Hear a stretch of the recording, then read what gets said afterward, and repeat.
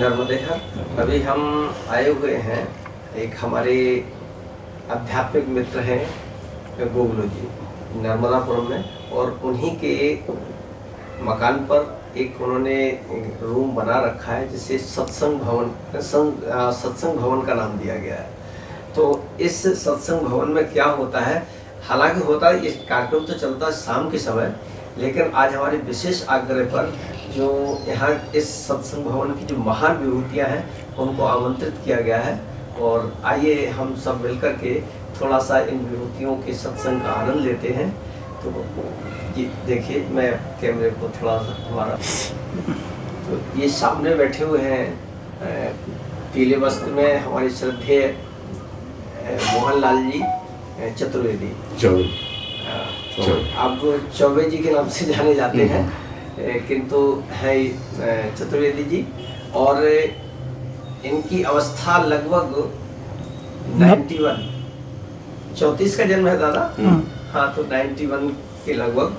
और इस उम्र में भी आप देखिए कि इतना है कि अपने घर से आते हैं यहाँ, एक मंजिल ऊपर चढ़ के और सत्संग भवन में डेली आना होता है। और दूसरे हैं ये बीच में हमारे आध्यात्मिक मित्र प्रदीप वर्मा। हाँ, इनका नाम तो प्रदीप वर्मा है, लेकिन इनको प्यार से सब लोग गुगलू भाई, गुगलू। हाँ, तो गुगलू जी के नाम से ही नर्मदापुरम में ये जाने जाते हैं। और उसके बाद ये तीसरी महान विभूति है श्रीमान संतोष सोनी जी। तो ये भी अध्यात्म के बहुत अच्छे प्रेमी हैं और बहुत अच्छी चर्चा चलती है। तो अभी आप लोग सब लोग सुनेंगे कि किस तरीके का क्या कार्यक्रम यहाँ चलता हो, क्या चर्चाएं चलती हैं। आपको थोड़ा सा और परिचय देना चाहेंगे। मध्य प्रदेश शासन ने इनको रामचरितमानस से जी अपने अयोध्या तक का सफर इनका रहा है। अच्छा। अरे वाह, यहाँ से बहुत सुंदर। तो ऐसी महान विभूतियों का आज सत्संग हम जानेंगे। देखते रहिए यूट्यूब चैनल एहसास प्रकृति का।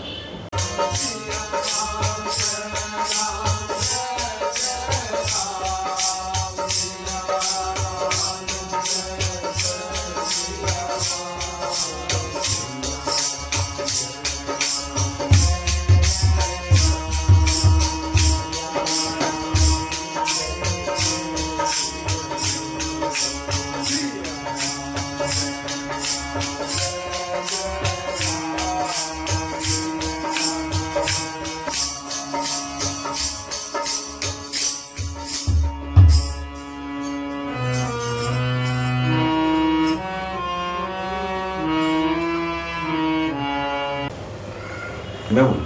हाँ। प्रश्न ये ऊपर आया है कि परमात्मा जीव की वासना को समाप्त कर सकते हैं। हाँ, इस बात से इनकार नहीं किया जा सकता कि परमात्मा सर्वसमर्थ है।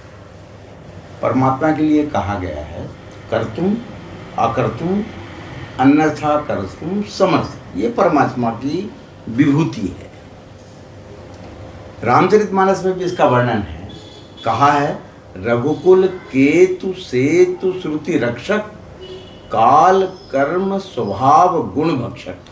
यानी परमात्मा इतने समर्थ हैं कि वो जीव के कालातीत है, परमात्मा कर्मातीत है। परमात्मा श्रीमद् भगवद गीता में कहते हैं कि मुझे तीनों लोकों में कोई भी कर्म करना शेष नहीं है, कुछ भी पाना शेष नहीं, क्योंकि वो पूर्ण है। एक तरफ शास्त्र हमारे कहते हैं कि परमात्मा कैसे हैं, परमात्मा पूर्ण है। कहा है ओम पूर्णमदः पूर्णमिदं पूर्णात् पूर्णमुदच्यते पूर्णस्य पूर्णमादाय पूर्णमेवावशिष्यते। ये परमात्मा है। वो पूर्ण में से यदि पूर्ण भी दे देता है तो भी उसके पास पूर्ण शेष बचता है, इसलिए वो पूर्ण है। सवाल ये, प्रश्न यहाँ से, चर्चा यहाँ से शुरू हुई कि परमात्मा जीव की वासना या कामना को समाप्त कर सकते हैं, समर्थ हैं, किंतु वे करते नहीं। कारण उसकी ये है, पहले तो ये समझना चाहिए कि कामना और वासना में अंतर क्या है। कामना मन में प्रकट होती है और वो शरीर के रहते रहते यदि पूरी हो जाए तो कामना पूर्ति हो गई, और शरीर के रहते रहते या किसी परिस्थिति में कामना पूर्ति नहीं हुई और उसका शरीर छूट गया, तो वही कामना अगले जन्म का कारण बनती है। लिखा है मन एव मनुष्याणाम कारण बंधन मोक्षयो, मन ही मनुष्य के बंधन और मोक्ष का कारण है। गीता भी इस बात को प्रमाणित करती है कि शरीरम यदवाप्नोति यच्चाप्युत्क्रांतिस्राः गृहीत्वे तानि संयान्ति वायुर्गंधा निवासयात्। माने जिस प्रकार की अर्थ उसका ये बनता है, जिस प्रकार की वायु गंध के स्थान से गंध को ग्रहण करके दूसरे स्थान तक ले जाती है, उसी प्रकार देहादिकों का स्वामी ये जीवात्मा जिस शरीर को छोड़कर जाता है, वहां से मन और 5 इंद्रियां, इस तरह से 6 अंगों को अपने साथ लेके जाता है, और दूसरे से जिस भी दूसरे शरीर में जाता है, उस दूसरे शरीर में वही पूर्वकृत या पूर्व जन्म के मन और इंद्रियों के माध्यम से पुनः भोगों को भोगता है। ये सिद्ध हो गया कि मनुष्य की कामनाएं दूसरे जन्म में अंतरित होती हैं, ये तय है। लेकिन वो वासना रूप में, क्योंकि कामना परिपक्व जब हो जाती है तो वह वासना का रूप ले लेती है। सुंदरकांड में स्पष्ट चौपाई है। विभीषण कहते हैं भगवान के सामने दर्शन करने के बाद, कहते हैं उर कछु प्रथम वासना रही, वो प्रभु पद प्रीति सरित सो बही। अब वो कामना शून्य हो गई आपके दर्शन से। क्यों? कि परमात्मा के दर्शन, चूंकि परमात्मा पहले कह चुका हूं कि पूर्ण है, और ऐसे पूर्ण ब्रह्म के सामने जाके जीव कृतार्थ हो जाता है। कृतार्थ होना माने सारी कामनाएं शून्य होना। तो यहाँ विभीषण कह रहा है कि पहले कभी वासना थी, लेकिन आपके दर्शन से पूर्ण हो गई है। क्यों? कि भगवान का कथन भी है अरण्य कांड में सबरी के प्रति, कहते हैं मम दर्शन फल परम अनुपा, जीव पाव निज सहज स्वरूपा। भगवान के दर्शन का परिणाम ये है कि जीव अपने मूल रूप में आ जाता है, जो कि उसका शरीर आत्मा है। वो जीव नहीं रहता, आत्मा हो जाता है, परिशुद्ध। आत्मा परिशुद्ध है, ईश्वर का अंश होने से परिशुद्ध है वो। ममई वांशो जीव लोके जीव भूता सनातन, मेरा ही अंश जो जीव बना हुआ है। इसका मतलब है कि आत्मा जब उसका मूल स्वरूप आ जाएगा, आत्मा रूप, प्रश्न ही खत्म हो जाएगा। अब सवाल ये कि कामना समाप्त क्यों नहीं? ये क्या परमात्मा कामना को समाप्त कर सकते हैं? हाँ, कर सकते हैं। उसका उत्तर यही है। क्यों? उत्तरकांड में लिखा है रघुकुल केतु सेतु श्रुति रक्षक, काल कर्म स्वभाव गुण भक्षक। परमात्मा काल माने समय, कर्म माने कर्म, तीनों प्रकार के प्रारब्ध, संचित और क्रियमाण, तीनों प्रकार के कर्म, काल कर्म स्वभाव, आदत जो स्वभाव बन जाती, उसको भी समाप्त करते, लेकिन करते नहीं। क्यों नहीं करते? क्योंकि यदि समस्त जीवों की कामनाएं समाप्त किसी प्रकार हो जाती है, तो जिनकी कामना शून्य हो गई जीव की, तो मुक्त हो गया, मोक्ष हो गया उसका। मोक्ष हो गया ना कि सकल अयोध्या कांड में ये वर्णन है। वाल्मीकि जी का राम जी से जो संवाद हुआ उसमें वर्णन है। अंतिम स्थान रहने को बताते हैं वाल्मीकि। क्या लिखे हैं? क्या लिखे? जाहि न चाहिए कबहु कछु, जाहि न चाहिए कबहु कछु, तुम सन सहज सनेह, और बसहु निरंतर तासु मन, सो राउर निज गेह। जिसको कभी कुछ नहीं चाहिए, आपसे भी नहीं चाहिए, माने परमात्मा से भी नहीं चाहिए, ऐसे जीव के अंदर परमात्मा स्वयं विराजमान होते हैं। और एक बार परमात्मा हमारे अंतःकरण में आ गया तो फिर उसको तो संसार की कोई कामना रही नहीं, क्योंकि पारलौकिक कामना पूर्ति होने के बाद सांसारिक कामना रहती ही नहीं है। और बल्कि यूं कहो कि संसार ही नहीं रहता। क्यों? कि संसार वैसे भी स्वप्नबद्ध है। भगवान शंकर कहते हैं उमा कहूँ मैं अनुभव, अपना, सत हरि भजन जगत सब सपना। संसार तो वैसे स्वप्न, स्वप्न माने झूठ, स्वप्न माने माया, स्वप्न माने असत। परमात्मा एको सत्यम द्वितीयो नास्ति, परमात्मा एकमात्र है जो सत्य है। परमात्मा के अतिरिक्त जो है वो सब असत्य है। असत्य माने नाशवान, परिवर्तनशील। प्रकृति निरंतर परिवर्तनशील है, इसलिए वो नाशवान है। भाई जिसमें परिवर्तन होता है वो एक दिन नष्ट भी हो जाती है, ये स्वाभाविक है। लेकिन परमात्मा कूटस्थ है, अचल है, ध्रुव है, अटल है। परमात्मा का स्वरूप में परिवर्तन नहीं होता, इसलिए वो सत्य है, से सब असत्य है। तो ऐसे असत्य के साथ संबंध जोड़ के जीव ने कामनाएं उत्पन्न कर ली है। ऐसी कामना परमात्मा अच्छा। दूसरी बात यह है, और गहराई से देखा जाए कि परमात्मा के सृष्टि करने का उद्देश्य क्या है। प्रस्तुत कि जब परमात्मा ने सृष्टि बनाई क्यों? हाँ, सृष्टि बनाई उसने अपने आनंद के लिए। कि परमात्मा को कहा गया है सच्चिदानंद रूपाय विश्वोत्पत्त्यादि हेतवे तापत्रय विनाशाय श्री कृष्णाय वयम नमः। सच्चिदानंद है, वो सत्य है। जब कुछ सत्य, इसलिए जब कुछ नहीं था तब भी वो था, और आज जो कुछ भी दिख रहा है वो यह उसी का स्वरूप है। और जब कुछ नहीं रहेगा तो भी वो बचा रहेगा, क्योंकि वो शेष है परमात्मा। तो इसलिए सत्य है। चित्त माने चिन्मय है। चिन्मय इसलिए कि वो संसार की सृष्टि की रचना कर भी देता है तो भी वो पूर्ण अवस्था है। उदाहरण के लिए, कोई बीज आपने पृथ्वी में डाला, गेहूं का या चने का, तो वो चने या गेहूं का बीज अंकुरित हो जाएगा, लेकिन बीज नष्ट हो जाएगा। बीज नष्ट हो जाएगा, यानी बीज ने अपना रूप बदल लिया, वो अब पौधे के रूप में है, राइट। लेकिन परमात्मा सारी सृष्टि के उत्पन्न करने या उत्पन्न कराने वाले होने के बावजूद भी उसके स्वरूप में कोई परिवर्तन नहीं आता, इसलिए वो अव्यय बीज है, वो वही पूर्ण है, इसलिए पूर्ण है वो, इसलिए चित्त भी है। और तीसरा और महत्वपूर्ण जो जिसका अपन विषय लेके चल रहे हैं, परमात्मा आनंद स्वरूप है, सच्चिदानंद, उसको आनंद से। तो परमात्मा ने सृष्टि की रचना का उद्देश्य ही स्वयं का आनंद रखा है। उपनिषद कहते हैं एकाकी न रमते, अकेला आदमी रमण नहीं कर सकता, उसके लिए दो चाहिए। इसलिए परमात्मा ने संकल्प किया एको हम बहुश्यामः, मैं एक हूँ, मैं ही अनेक हो जाऊं।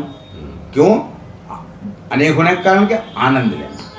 अब परमात्मा का जब उद्देश्य आनंद लेने का है तो सारे जीव की वासना शून्य कैसे कर सकता है? जब कामना होगी तभी तो आदमी संसार के कृत्य करेगा, और कामना शून्य हो गई तो फिर संसार के कोई कृत्य नहीं करेगा। वो एकमात्र परमात्मा का आश्रय लेके किसी गुफा और कंदरा में बैठ जाएगा, क्योंकि उस संसार से कुछ चाहिए नहीं। हम संसार में इसीलिए हैं कि हमको संसार से कुछ चाहिए, संसार से हमारी आवश्यकता पूर्ति करना है, संसार से सुख लेना है, इसलिए हम यहाँ हैं। यदि हम सीधे परमात्मा से सुख लेने लगे तो संसार की आवश्यकता ही शून्य हो गई, कामना शून्य हो गई। इस तरह से परमात्मा जीव की कामना शून्य हाँ कब कर सकते हैं? जब जीव स्वयं चाहे कि हे परमात्मा, मैं तो अपनी कामना मिटाना चाहता हूँ, मुझे संसार में जन्म नहीं लेना। वो पुकार करता है जीव, जब संसार से ऊब जाता है, पुकार करता है शरणम, हे भगवान, अब तो मुझे संसार से कुछ नहीं चाहिए, कोई सुख नहीं चाहिए, मुझे तो परमात्मा से, आपसे ही सुख चाहिए। तब ऐसा जब आर्थ भाव जीव करता है तब परमात्मा दो काम करते हैं। परमात्मा कृपालु है, परमात्मा दयालु है। श्रीमद् भगवद गीता में स्पष्ट निर्देश है कि यदि जीव पुकार करता है भाव से कि हे परमात्मा, मुझे मोक्ष चाहिए, मुझे अब संसार में नहीं आना है, आसक्ति मेरी छुटा दो, तो परमात्मा जीव के अज्ञान का पर्दा भी दूर कर देते हैं और परमात्मा अपनी योग माया का पर्दा भी हटा लेते हैं और जीव के सामने प्रकट रूप से प्रत्यक्ष हो जाते हैं। इसलिए परमात्मा चाहे तो वासना समाप्त कर सकते हैं, किंतु परमात्मा चूंकि आनंद स्वरूप है, परमात्मा हमारे रूप में, परमात्मा के हम खिलौने हैं। हम जब एक दूसरे के प्रति खेलते हैं, संसार में अपना काम करते हैं, तो उन हमारे कृत्यों का आनंद परमात्मा लेते हैं। इसलिए वो जीव की कामनाएं समाप्त नहीं कर सकते। हाँ, इसका मतलब ये नहीं है कि कामना समाप्ति के कोई उपाय नहीं है। हमारे ग्रंथों ने, हमारे संतों ने उनके उपाय बताए हैं कि अपनी आवश्यकताएं सीमित रखें, दूसरा आवश्यकता, फिर परमात्मा से प्रार्थना करें, अपनी आवश्यकताओं को सीमित रखें, परमात्मा से प्रार्थना करें, तो परमात्मा जीव की कामना शून्य करके उसको मोक्ष दिला सकते हैं। कैसे? रघुकुल के तु सेतु श्रुति रक्षक और काल कर्म स्वभाव गुण पक्षक, ये परमात्मा का ऐश्वर्य है। फिर दूसरा ये है, एक उपाय और बताया है, लिखा है, राम भजन बिनु मिटही की कामा और तरु विहीन थल विहीन तरु कबहू की जामा। बिना ईश्वर के भजन के कामनाएं शून्य नहीं होती, और जब तक जीव के मन में कामनाएं हैं तब तक उसका पुनर्जन्म निश्चित है, और पुनर्जन्म जब निश्चित है तो अवश्य में भोक्तव्यम कृतम कर्म शुभाशुभम, जीव अपने कर्म का भोक्ता बनता है। इस मनुष्य योनि में जो भी शुभ और अशुभ कर्म वो करता है, उसका परिणाम उसको या तो इस जन्म में भोगना पड़ता है, यदि इस जन्म में उम्र पूरी होने के कारण या श्वासों के समाप्त हो जाने के कारण नहीं भोग पाता है, तो उन्हीं कामनाओं का आधार लेके दूसरे योनि में जाता है, दूसरे शरीर में, और वहाँ मन है षष्ठानि इंद्रियाणि प्रकृतिस्थानी कर सकती है। वही मन वही इंद्रियों को लेके जाता है और उन्हीं के माध्यम से संसार का सुख भोगता है। ये परमात्मा की व्यवस्था है, यही मुझे कहना है। जी दादाजी, आपसे एक अगला प्रश्न है कि जैसे मनुष्य पैदा होता है तो पैदा होते समय उसके अंदर कोई छल कपट नहीं होता है, निश्चल होता है, ना ही उसके अंदर अपना होता है ना पराया होता है। बच्चे को चाहे आप सांप रख दो तो उसको भी पकड़ लेता है वो, और या खिलौना रख दो तो उसको भी पकड़ लेता है। उसे ये भी भान नहीं होता है कि अगर हम सांप को पकड़ेंगे तो वो डस लेगा। फिर हम उसे कपटी बनाते हैं, यानी ज्ञान देते हैं अपने हिसाब से, उसे बुद्धिमान बनाते हैं, और बुद्धिमान का मतलब सांसारिक ज्ञान देते हैं। और जब उसे सांसारिक ज्ञान में निपुण हो जाता है, छल कपट करने में निपुण हो जाता है, फिर हम उसे पोथी पकड़ाते हैं कि आप गीता को पढ़िए, आप ज्ञानी बनिए, यानी इसको छोड़िए। तो ऐसा क्यों होता है?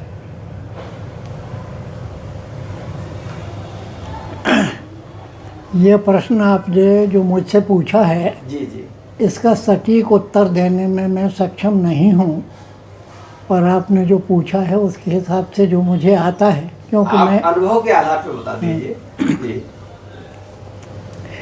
जितने भी जीव आए हैं, जी, मनुष्य हैं, जिसमें दूसरे जानवर हैं, पशु पक्षी हैं, ये इनमें जो आत्मा है वो परमात्मा का अंश है। जी। और शरीर वो तो आत्मा का अंश आया है परमात्मा से। जी। और ये जो शरीर हमारा है, ये 5 तत्वों से क्षिति जल पावक गगन समीरा पंच रचित है अधम शरीरा। शरीर के साथ गोस्वामी जी ने विशेषण लगाया अधम। अधम माने निकृष्ट, बेकार। तो इस गलत डब्बे में परमात्मा का जो आत्मा का अंश है वो रख दिया गया है, और संसर्ग दोष से वो आत्मा जो है वो भी विवश होकर वो सब काम करने लगा है जो परमात्मा का अंश होते हुए उसे नहीं करना चाहिए। किष्किंधा कांड में एक चौपाई आई है, ये कैसे होता है जीव प्रदूषित। प्रदूषित वो तब तक नहीं हुआ था जब तक परमात्मा से जुड़ा था। जब वो संसार के संपर्क में आ गया तो प्रदूषित हो गया वो। भूमि परत भर डाबर पानी जिम जीव ही माया लपटानी। बादलों से जो पानी बना है, पानी गिरता है, वो डिस्टिल्ड वाटर है, स्रवित जल है, शुद्ध जल है। वो शुद्ध जल आकाश से आने मेघों से बरसकर जिस मिट्टी पे गिरेगा, काली मिट्टी पे गिरा पृथ्वी पर तो काला रंग पकड़ लेगा, लाल मिट्टी पे गिरा तो लाल रंग पकड़ लेगा, पीली पे गिरा तो पीला रंग पकड़ लेगा। इसका मतलब है कि अब वो जीव परमात्मा का अंश होते हुए भी माया का समावेश उसमें हो गया, तो अब वो विशुद्ध जीव नहीं रहा, वो डिस्टिल वाटर नहीं रहा, सर्वेज जल नहीं रहा है, उसमें प्रदूषण आ गया। तो जब जीव ही प्रदूषित हो गया है तो उसमें अच्छाई ढूंढना ठीक नहीं। जैसे नर्मदा का पानी, अभी बरसात के पानी बह कर के पृथ्वी का, अभी आप देखेंगे उसमें मिट्टी सनी हुई है तो पीलापन आ गया, पर ये पानी धीरे धीरे धीरे धीरे छन छन करके महीने 2 महीने में शरद ऋतु आने पर इसका मैलापन बैठ जाएगा ज़मीन में और ये शुद्ध हो जाएगा। तो जीव जो आया है परमात्मा के पास जब तक था तब तक शुद्ध था, पर माया के संसर्ग में आके वो प्रदूषित हो गया। अब रही बात आपने जो कहा कि हमने सिखाया उसको पाप पुण्य, तो मेरा उत्तर ये है कि कोई माँ बाप, समझदार माँ बाप किसी बच्चे को गाली देना नहीं सिखाते। सिखाएंगे तो अच्छी बात सिखाएंगे, पर फिर भी और वो इस पे प्रतिबंध रखते हैं कि हमारा लड़का कहीं अपशब्द ना बोलने लगे, गाली ना बकने लगे। पर जो समाज का दायरा है, मोहल्ले का जो वातावरण है वो तो प्रदूषित है, उसमें सब प्रकार के लोग हैं। गंदी नालियों की हवा भी चल रही है तो हवा भी प्रदूषित है, पानी भी प्रदूषित है और वातावरण भी प्रदूषित है। तो हमारा बच्चा जो है उस वातावरण में रह करके वो चीज़ें अपने आप सीख जाता है। ये कहना कि हमने उसको सिखाया है, हमने उसको सिखाया कि मतलब है कोई माँ बाप, कोई गार्जियन अपने बच्चे को गलत चीज़ नहीं सिखाते। नहीं महाराज जी, ये तो सिखाते हैं हम लोग बच्चे को। जब थोड़ा सा बड़ा होने लगता है, बेटा ये अपना है, ये उसका है, ये तो बताते हैं ना। उसके घर मत जाना, उसके घर मत खाना, यहाँ रहो, ये उसमें अपना और पराया का भेद डालते हैं, ये सभी माँ बाप डालते हैं। नहीं, उसका कारण उसमें वो जो भेद डालना जिसको आप कह रहे हो, जी जी, वो भेद भी माया ने डाला है उसके भीतर। वो भी तो कभी बच्चा बन के आया, हाँ। आज तो वो उसका माँ बाप बन गया है बच्चे जी, का। जी, जी, तो माया का असर तो पड़ेगा। जी। माया का, यदि गर्मी के दिन है तो धूप सबको लगेगी, ठंड के दिन है तो ठंड सबको लगेगी। इसी प्रकार से उस वातावरण में, माया के वातावरण में आया है तो सबने सीखा, चाहे आज वो पिता बन गया हो, उसका आजा दादा बन गया हो, पर हाँ, वो भी माया से प्रेरित है, माता पिता भी माया से तो प्रेरित है। हाँ, तो जो माया के गुण उसके माता पिता में हैं, वही गुण या दुर्गुण उसमें बालक में स्वाभाविक है, जाएंगे। पानी जैसे कहीं भी गिरे, पहाड़ के ऊपर भी पानी गिरता है, पर वो पानी पहाड़ पर से नीचे उतर के धीरे धीरे नाले में और नाली से नदी में आता है, पर अंतिम स्थिति उसकी कहाँ है? समुद्र में। सबसे नीचे धरातल पर वो ठहरेगा, समुद्र के बाद फिर वो नीचे नहीं जा सकता, जाने की गुंजाइश ही नहीं। तो इसी प्रकार से जिस बच्चे की आप बात कर रहे हैं, प्राणी की बात कर रहे हैं, उसमें ये प्रकृति के गुण स्वाभाविक आते हैं, अच्छे भी हों उसमें, बुरे भी हैं।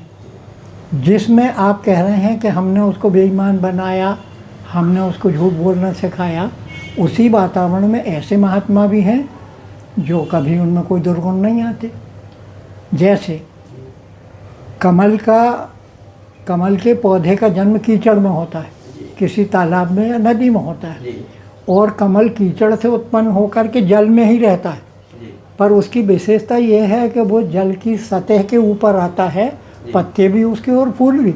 फूल तो बल्कि जल की सतह से 6 इंच ऊपर ही रहता है फूल, और पत्ते जल के ऊपर रहते हैं, पर वो जल में ही उगा, कीचड़ में उगा, कीचड़ में ही पला, पानी में भी पला। पर कमल के पत्ते पर या फूल पे यदि आप पानी छिड़क दें तो एक भी बूंद पानी उस पर नहीं ठहरेगा। इस तरह से जो उत्तम विचार वाले लोग हैं, महात्मा हैं, सात्विक प्रकृति के लोग हैं, उन पर इस समाज की गंदगी का कोई असर नहीं पड़ता। वही महात्मा, वो जो आज महात्मा है, बड़े बड़े मंचों से प्रवचन दे रहा है, समाज सुधार की बात कर रहा है, वो कहीं आसमान से बन के नहीं आया, वो भी इसी वातावरण में पला है। तो गुण और दोष जो है, वो गुण और दोष दोनों प्रकृति के लक्षण हैं। अब आप चाहें तो गुण ग्रहण कर लें, चाहें तो आप दोष ग्रहण कर लें। और ये नियम ब्रह्मा जी का, जड़ चेतन गुण दोष में विश्व कीन करता, संत हंस गुण गहें पे परिहरि वार विकार। हंस के बारे में ये कहा जाता है कि दूध और पानी मिला के उसको रख दो सामने, तो हंस अब उसके में ये विशेषता है कि दूध तो पी लेगा और पानी छोड़ देगा। इसको हंस वृत्ति कहते हैं, ज्ञान की वृत्ति कहते हैं।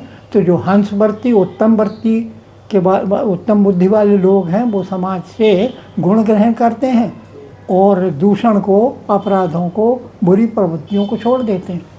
तो ये कहना कि हमने सिखाया है उसको बुरा, वो तो अपने आप सीख गया है। हम में भी बुराई है ना, हम भले आदमी नहीं, हम भी माया से प्रेरित। हाँ? अच्छा। और ये तो महात्मा से जिज्ञासा थी। ये शाश्वत क्रम है। जब ब्रह्मा ने गुण और दोष में बनाया है सारे संसार को, ऐसा एक भी व्यक्ति नहीं है संसार में जिसमें सब गुण ही गुण हों, और ऐसा भी एक भी व्यक्ति नहीं है जिसमें सारे दुर्गुण ही दुर्गुण हों। दुर्गुण का जिसमें ज़्यादा अनुपात है उसको हम कहते हैं दुराचारी है, जिसमें सद्गुण का अनुपात ज़्यादा होता है उसको सदाचारी कहते हैं। पर ना तो कोई पूरी तरह से सदाचारी है, संत है, और ना कोई पूरी तरह से दुराचारी है। अब हम आपसे थोड़ा सा आपके गुरुजी के बारे में वृत्तांत उस दिन अधूरा रह गया था, बहुत शॉर्ट में आपने बताया था वो, और राधे बाबा का आप एक वृत्तांत सुनाने वाले थे, क्योंकि इन संतों से आप रहे इनके साथ में। तो जितने भी महापुरुष हैं जिनको हम पूज्य दृष्टि से देखते हैं, ये आदमी के रूप में आते हैं, पर ये आदमी के रूप में आकर के भी आदमी नहीं। जैसे रामायण के पात्रों को हम देखते हैं कि हनुमान जी बंदर हैं, जामवंत जी रीछ हैं। तो जामवंत जी रीछ हैं और हनुमान जी बंदर हैं, वो बंदर ही नहीं हैं, क्योंकि उनमें बंदर के और रीछ के कोई लक्षण नहीं है। लक्षण नहीं है जी। रामचरितमानस में गोस्वामी जी उनकी वंदना करते कहते हैं, बानर और रीछों की, बंदों सबके चरण सुहाए, पाँव नहीं कहा जी गोस्वामी जी। अधम शरीर माने पशु योनि में राम जिन पाए। तो अधम शरीर पशु की योनि में उत्पन्न होकर के भी उन्होंने ऐसे चरित्र किए हैं जो मनुष्य के लिए भी करना संभव नहीं है, बड़ा कठिन।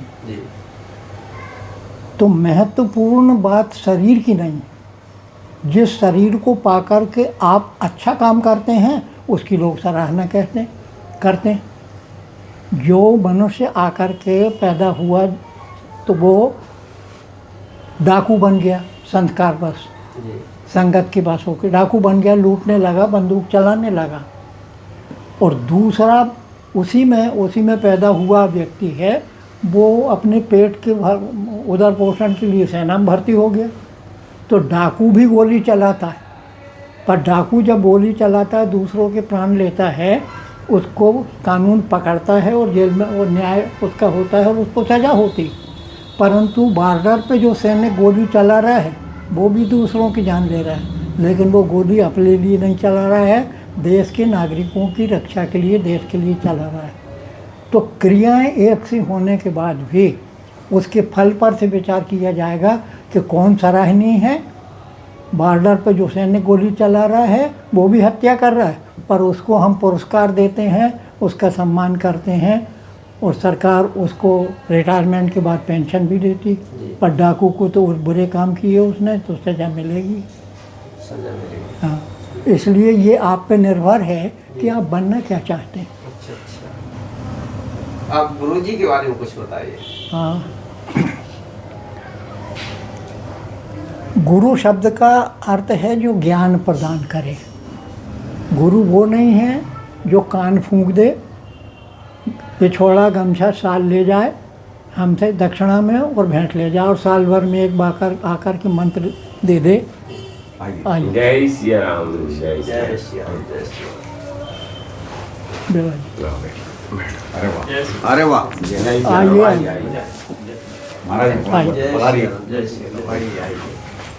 ऐसा यहाँ नहीं चलिए आइए, आज ये सामने आ जाइए। यहाँ आइए। सामने आ जाइए।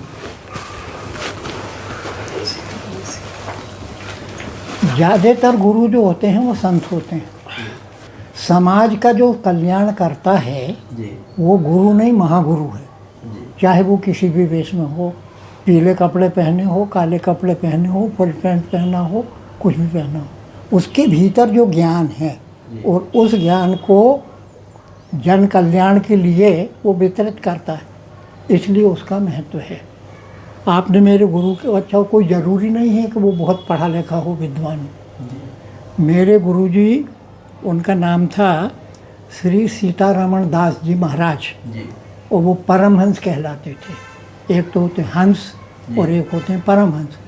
हंस माने उत्तम बुद्धि वाला।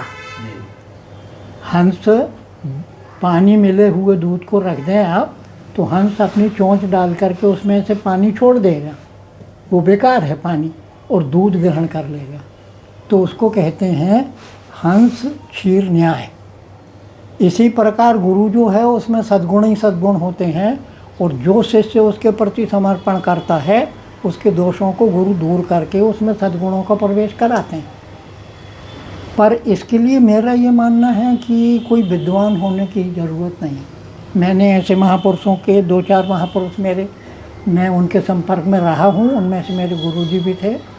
उनका जन्म बिहार में सीतामढ़ी ज़िला जो है बिहार का, वहाँ सीतामढ़ी में उनका जन्म हुआ था। और उनके बातों से, उनकी रहनी से ऐसा लगता था कि वो कोई बहुत बड़े घराने से आए थे, कोई भिखमंगे घराने से नहीं आए थे, वैभव से आए थे।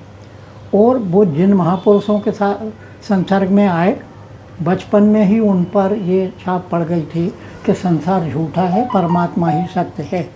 और ये बात बचपन से उन्होंने जब पकड़ी तो फिर वो घर नहीं गए लौट करके, चित्रकूट में आकर के उन्होंने अपना स्थान बनाया। पहली बार 1966-65 में मेरा उनसे साक्षात्कार हुआ। और उनकी विशेषता ये थी कि वो रामचरितमानस के अद्वितीय विद्वान थे। अद्वितीय विद्वान में इसलिए कह रहा हूँ, पढ़े लिखे बिल्कुल नहीं थे, वर्णमाला का भी ज्ञान नहीं था उनको, पढ़े लिखे बिल्कुल नहीं थे, रामायण भी ना पढ़ी, ना महाभारत, ना पढ़े ही नहीं थे तो कोई धर्म ग्रंथ पढ़ने के बाद। लेकिन परमात्मा की कृपा ऐसी थी उन पे। मैं एक उदाहरण देना चाहूँगा कि तत्कालीन समय में, आज के 70 वर्ष पहले, जो धर्म सम्राट थे परम पूज्य करपात्री जी महाराज, जिन्होंने 50 शंकराचार्य बनाए, वो खुद शंकराचार्य नहीं बने, उन शंकराचार्यों को बनाने वाले करपात्री जी महाराज हमारे गुरु जी से रामायण सुनते थे। अच्छा। मैं ये बात इसलिए कह रहा हूँ कि एक बिना पढ़ा लिखा आदमी जो कालाक्षर भैंस बराबर है और विश्व का सबसे प्रतापशाली ज्ञानवान व्यक्ति अर्थात करपात्री महाराज उनसे रामायण सुनते थे, तो इसका मतलब ये है कि उनमें कुछ खासियत तो थी, नहीं तो रामायण कैसे सुनते हो। और रामायण भी जब वो कथा बोलते थे तो आंख बंद करके वो कथा कहते थे, और घड़ी लगा के आप बैठ जाओ, 1 घंटे बोलेंगे। जब भी उनको कथा पे हम लोग बैठाते थे तो एक गमछा बिछा देते थे सामने उनके, और जो उन्होंने हनुमान जी का आवाहन किया और नेत्र और कथा शुरू की तो आंसू टपकना शुरू हो जाता। और कथा के अंत तक यानी 1 घंटे में वो गमछा जो था आंसुओं से गीला हो जाता था। जब भी वो कथा कहते थे, कभी कथा उन्होंने आंख खोल करके नहीं कही। पर उस समय उनकी 88 वर्ष की उम्र थी जब की बात कर रहा हूँ। तो वो 1 घंटे अपने बैठे, तो वो जब कथा पे आयसु आसन लीजिए आइए पवन कुमार, जो उनने आह्वान किया तो ऐसे हाथ रख के थोड़ा सा वो पीछे खिसक जाते थे। तो हम लोग ये सोचते थे कि महाराज जी को कमर में दर्द है, बुढ़ापे के कारण बैठ नहीं पाते होंगे। तो कई बार कथा के बाद पूछा कि महाराज जी आप, हम लोग कथा के बाद में कोई पैर दाब रहा है, कोई मालिश कर रहा है, कोई चंपी कर रहा है। और विशेष बात ये थी कि जितनी देर हम उनकी सेवा करते थे उतनी देर जो वो बोलते थे वो आम श्रोता के लिए नहीं होता था, एकदम पूरा अध्यात्म। बल्कि हम लोग जब 8-10 लोग उनके साथ बैठते थे तो जो लौकिक चर्चा होती थी वो रामायण की चौपाइयों में होती थी। सामान्य शिष्टाचार की बातें भी चौपाइयों में होती थी, यानी ये उनके बोलने का स्तर था और ये उनके परिकर का भी स्तर था कि कोई भी चर्चा रामायण की चौपाइयों के माध्यम से करें। तो उनसे पूछा मैंने, कुछ लोगों को उनका ज़्यादा प्रेम था तो वो मुँह लगे थे हम, तो हमने 2-4 बार पूछा कि महाराज जी आपको कोई तकलीफ़ है क्या? बोले क्यों, ऐसे क्यों पूछ रहे हैं? और तुम 2-3 बार पूछो कि हमने कहा ये ऐसा होता है। तो उन्होंने जो एक बात कही वो मुझे जीवन भर याद रहेगी। चौबे जी तुम का समझती हो, बिहारी भाषा में बोले कि कथा हम काहे थे का नहीं, हम हनुमान जी को आसन दिए रहे इसलिए पीछे और आज के वक्ताओं में और हमारे गुरुजी में मैं प्रधान अंतर ये देखता हूँ कि आज का वक्ता चाहे कोई भी हो, मैं उनकी आलोचना नहीं कर रहा हूँ, मगर ये तो है कि मैं बैठा हूँ ऊँचे मंच पे और बाकी सब लोग सुन रहे हैं। महाराज जी का, परमहंस जी का, महाराज का भाई ये भाव है कि मैं तो हनुमान जी का, राम जी का सेवक हूँ और मुझे आप सब लोगों ने, आप श्रोताओं ने बड़ा मौका दिया है। मेरा बड़ा भाग्य है कि आपने मुझे यहाँ बैठा दिया भगवान का चरित्र गायन करने के लिए, इसलिए मैं उत्साहित हूँ। पर मैं जो कुछ कह रहा हूँ वो मेरी बात नहीं है, मुँह मेरा है, वाणी हनुमान जी की है, ऐसा उनका भाव था। कितना नहीं भाव और उनका आस्था भी देखिए, आस्था बहुत है। हाँ, और साक्षात हनुमान जी ने दर्शन दिया होगा तभी तो वो उनके लिए आसन छोड़ नहीं, दिया अब ना। वो बताता हूँ जी, वो बात उस दिन भी छूट गई थी। चित्रकूट में आकर के वो रहे, मैंने आपको एक बात सुनाई थी, फिर 2 मिनट में मैं प्रतापगढ़ राजा के यहाँ एक वकील साहब थे, मिश्रा जी हमारे समाज के थे। वो मिश्रा जी उनके शिष्य थे महाराज जी के, परमहंस जी के। और परमहंस जी में एक बड़ी भारी विशेषता थी कि जिसको उन्होंने शिष्य के रूप में स्वीकार कर लिया, फिर वो ऐसा गुरु आपको कोई नहीं मिलेगा कि वो शिष्य की बात ही मानेंगे, फिर किसी और की बात नहीं मानेंगे। होशंगाबाद मान लो वो संतोष सोनी के यहाँ आ गए तो संतोष सोनी जो कहेंगे वो महाराज जी करेंगे, ये विशेषता थी। उनने कभी संतोष सोनी ने कहा कि रामलाल शर्मा के यहाँ चलना है, सबसे बड़े आदमी हैं, मंत्री हैं, फलाना ठिकाना, तो कहीं नहीं जाऊँगा। पर संतोष सोनी ने यदि कहा महाराज जी वहाँ तो चलना ही, वो बड़े भक्त हैं, आप चलें, तो वो इनके कहने से वहाँ चल रहे। ये उनकी विशेषता। और जीवन भर में कभी भी ऐसा हाथ उनका नहीं हुआ, कभी ऐसा हाथ नहीं हुआ। मैं आपको प्रतापगढ़ के राजा की बात सुना रहा था और कोई धौंस देने के लिए मैं उनके त्याग की बात कर रहा हूँ। प्रतापगढ़ महाराज जो थे, ये करीब 80 साल पहले की बात होगी, तब वो युवा रहे होंगे, क्योंकि 30 साल तो मुझे रिटायर हो गए और पहली मुलाकात मेरी सन 1964 में उनसे हरदा में हुई थी। तो वो प्रतापगढ़ महाराज, वो मिश्रा जी ने कहा महाराज जी वहाँ चलें। प्रतापगढ़ राजा का बगीचा था शहर से बाहर, वहाँ हनुमान जी का एक मंदिर बना हुआ था और कथा की स्थली भी थी। वहाँ धार्मिक कार्यक्रम, राजा साहब जो धार्मिक कार्यक्रम कराते थे वहीं होते थे। वहाँ वो वहीं हनुमान जी के पास ठहरे और कथा कहें। मैंने जैसा आपको बताया कि वो आंख बंद करके कथा कहते थे, वो ये नहीं देखते कि कौन श्रोता आया है और कौन मेरी कथा सुन रहा, कौन नहीं सुन रहा। चैत का महीना था, चैत बैसाख का महीना था, आम के बगीचे लगे थे वहाँ, उन पे कैरी लगी हुई थी, कैरी फल गई थी, कच्ची कैरी। तो एक दिन क्या हुआ कि वो जैसे महाराज जी, हनुमान जी के ऐसी आसन मढ़िया बनी है, उसी के सामने एक चौकी रखी थी, खाली चौकी 2 बाई 2 फुट की, उस पर आसन बिछा। तो आइए सुंदर आसन सुभग आइए पवन कुमार करके वो चौकी पे कोई नहीं बैठता था, उसी पे हनुमान जी का आसन था। अब कथा जब शुरू हुई तो महाराज जी ने के तो नेत्र बंद हो गए। एक बंदर कैरी खाते हुए आया, खूब करके वो वहाँ से झाड़ से कूदा तो हूफ करते रहा जाके, और वो आके वो चौकी पे ऐसा बैठ गया और तब तक कथा सुनते रहा जब तक कि आरती नहीं हुई। वो कैरी उसके हाथ में रखी, आधी कैरी खा चुका था, वो बैठा रहा। और मैं आपसे ये कहना चाहता हूँ कि बंदर और सीधा बैठ जाए ये तो असंभव बात है, असंभव है। पर वो बंदर बैठा रहा। और जब कथा समापन हो गई, जब आरती की घंटी बजी, तब वो हूप करके बंदर चला गया और वो कच्ची कैरी जो थी वो वहाँ छोड़ गया। अच्छा, उस दिन क्या हुआ तमाशा, वो मिश्रा जी बताते हैं कि कथा में किसी का मन नहीं लगा, जितने श्रोता आए थे बंदर को देख रहे थे। हाँ, सब सिलेक्टेड श्रोता थे, क्योंकि वो आम कार्यक्रम नहीं था, महाराज ने जिनको बुलाया था सब अच्छे अच्छे लोग आए होंगे। तो पर कथा में उनका मन नहीं लग करके वो बंदर में मन लगा रहा कि यार बंदर कथा सुनते रहा। तो कथा की भी उन लोगों ने उतनी बड़ाई नहीं की जितनी बड़ाई बंदर की। मैं ये कहना चाहता हूँ कि बंदर भी यदि कथा सुनने आए तो उसी के ऊपर सबकी नज़र टिक जाएंगी, आदमी तो बहुत दूर है। अब कथा पूरी हो गई। कथा पूरी होने के बाद सब लोग चरण छीने के लिए आए। वो चरण महाराज जी दूर से वो कहते थे भैया हनुमान जी हैं, इनके चरण पकड़ो। तो और लोगों को तो वो ऐसा टका, वो जो खास आदमी थे वो दूर से ही उनके स्पर्श नहीं कर सकता था कोई, वो नहीं कहते थे, मगर जो प्रबंधक थे वो किसी को स्पर्श नहीं, दूर से चरण पड़ो और जाओ। अंत में राजा और रानी दोनों आए चरण, वो बहुत श्रद्धालु थे, ऐसे श्रद्धालु थे कि कुछ पूछो मत। वो मिश्रा जी ने कहा कि महाराज साहब की उम्र हो गई है 50 वर्ष की और रानी की उम्र हो गई है 45 साल की और 152 गांव की माल गुजारी है इनकी। पर दुख की बात यह है, और धर्म में ऐसी बुद्धि, पर दुख की बात यह है कि आगे कोई इस संपत्ति का वारिस नहीं है। तो आपकी कृपा हो जाए तो राजा साहब के यहाँ उत्तराधिकारी हो जाए। तो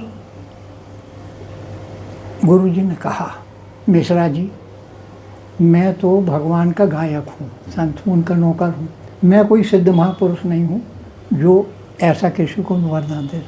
तो जब ज़्यादा ही हट पड़े मिश्रा जी, मैंने आपसे एक बात कही कि वो जिसके यहाँ ठहरते थे, जिसके यहाँ ठहरते थे, उसकी जायज़ और नाजायज़ दोनों बात वो मान लेते थे, उसका मन रखने के लिए। तो उन्होंने कहा कि मैं कुछ दे तो नहीं सकता, तो नहीं महाराज जी आपको देना। और राजा और रानी दोनों चरणों में ऐसे गिर गए। तो महाराज जी को पता नहीं क्या विनोद सूझा, तो वो कैरी जो पड़ी थी वहाँ वो उठा के दे दी और रानी की झोली में डाल दी। और रानी की झोली में डाल करके राजा साहब से कहा कि इसको दोनों आप खा लेना, किसी को देना नहीं।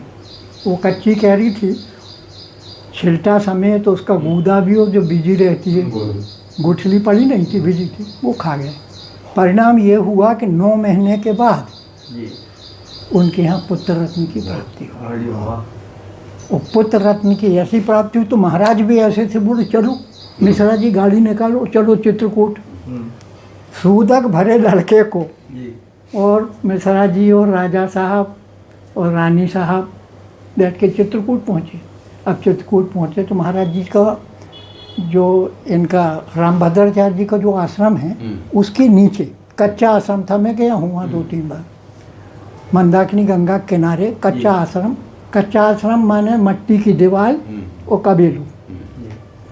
और महाराज जी को दक्षिणा में जो भी मिलता था धन, वो सब इकट्ठा करके हम रख देते थे। महाराज इतना आया, अरे भैया मैं तो गिनना जानता नहीं, मैं छीटा भी नहीं हूँ, इसको मनियादर कर दो। तो वो मनियादर चित्रकूट में भेज देते थे, वहाँ जो व्यवस्था कर। और उस पैसे से, कथा से जो पैसे आते थे, वहाँ महाराज जी के पास 20-25 लोग, दोहावली में एक दोहा है कि 6 महीने तक जो दूध का सेवन करके, फलाहार करके चित्रकूट में भजन करेगा उसको नाम सिद्ध हो जाएगा, भगवान के दर्शन हो जाएंगे। ऐसा दोहावली रामायण में लिखा है। ये धन जो कथा में इकट्ठा होता था, स्वामी जी महाराज उन भक्तों में उनका खर्चा उससे चलता था। अब जब वो बच्चे को लेके गए तो महाराज जी बोले अरे आप लोग आ गए।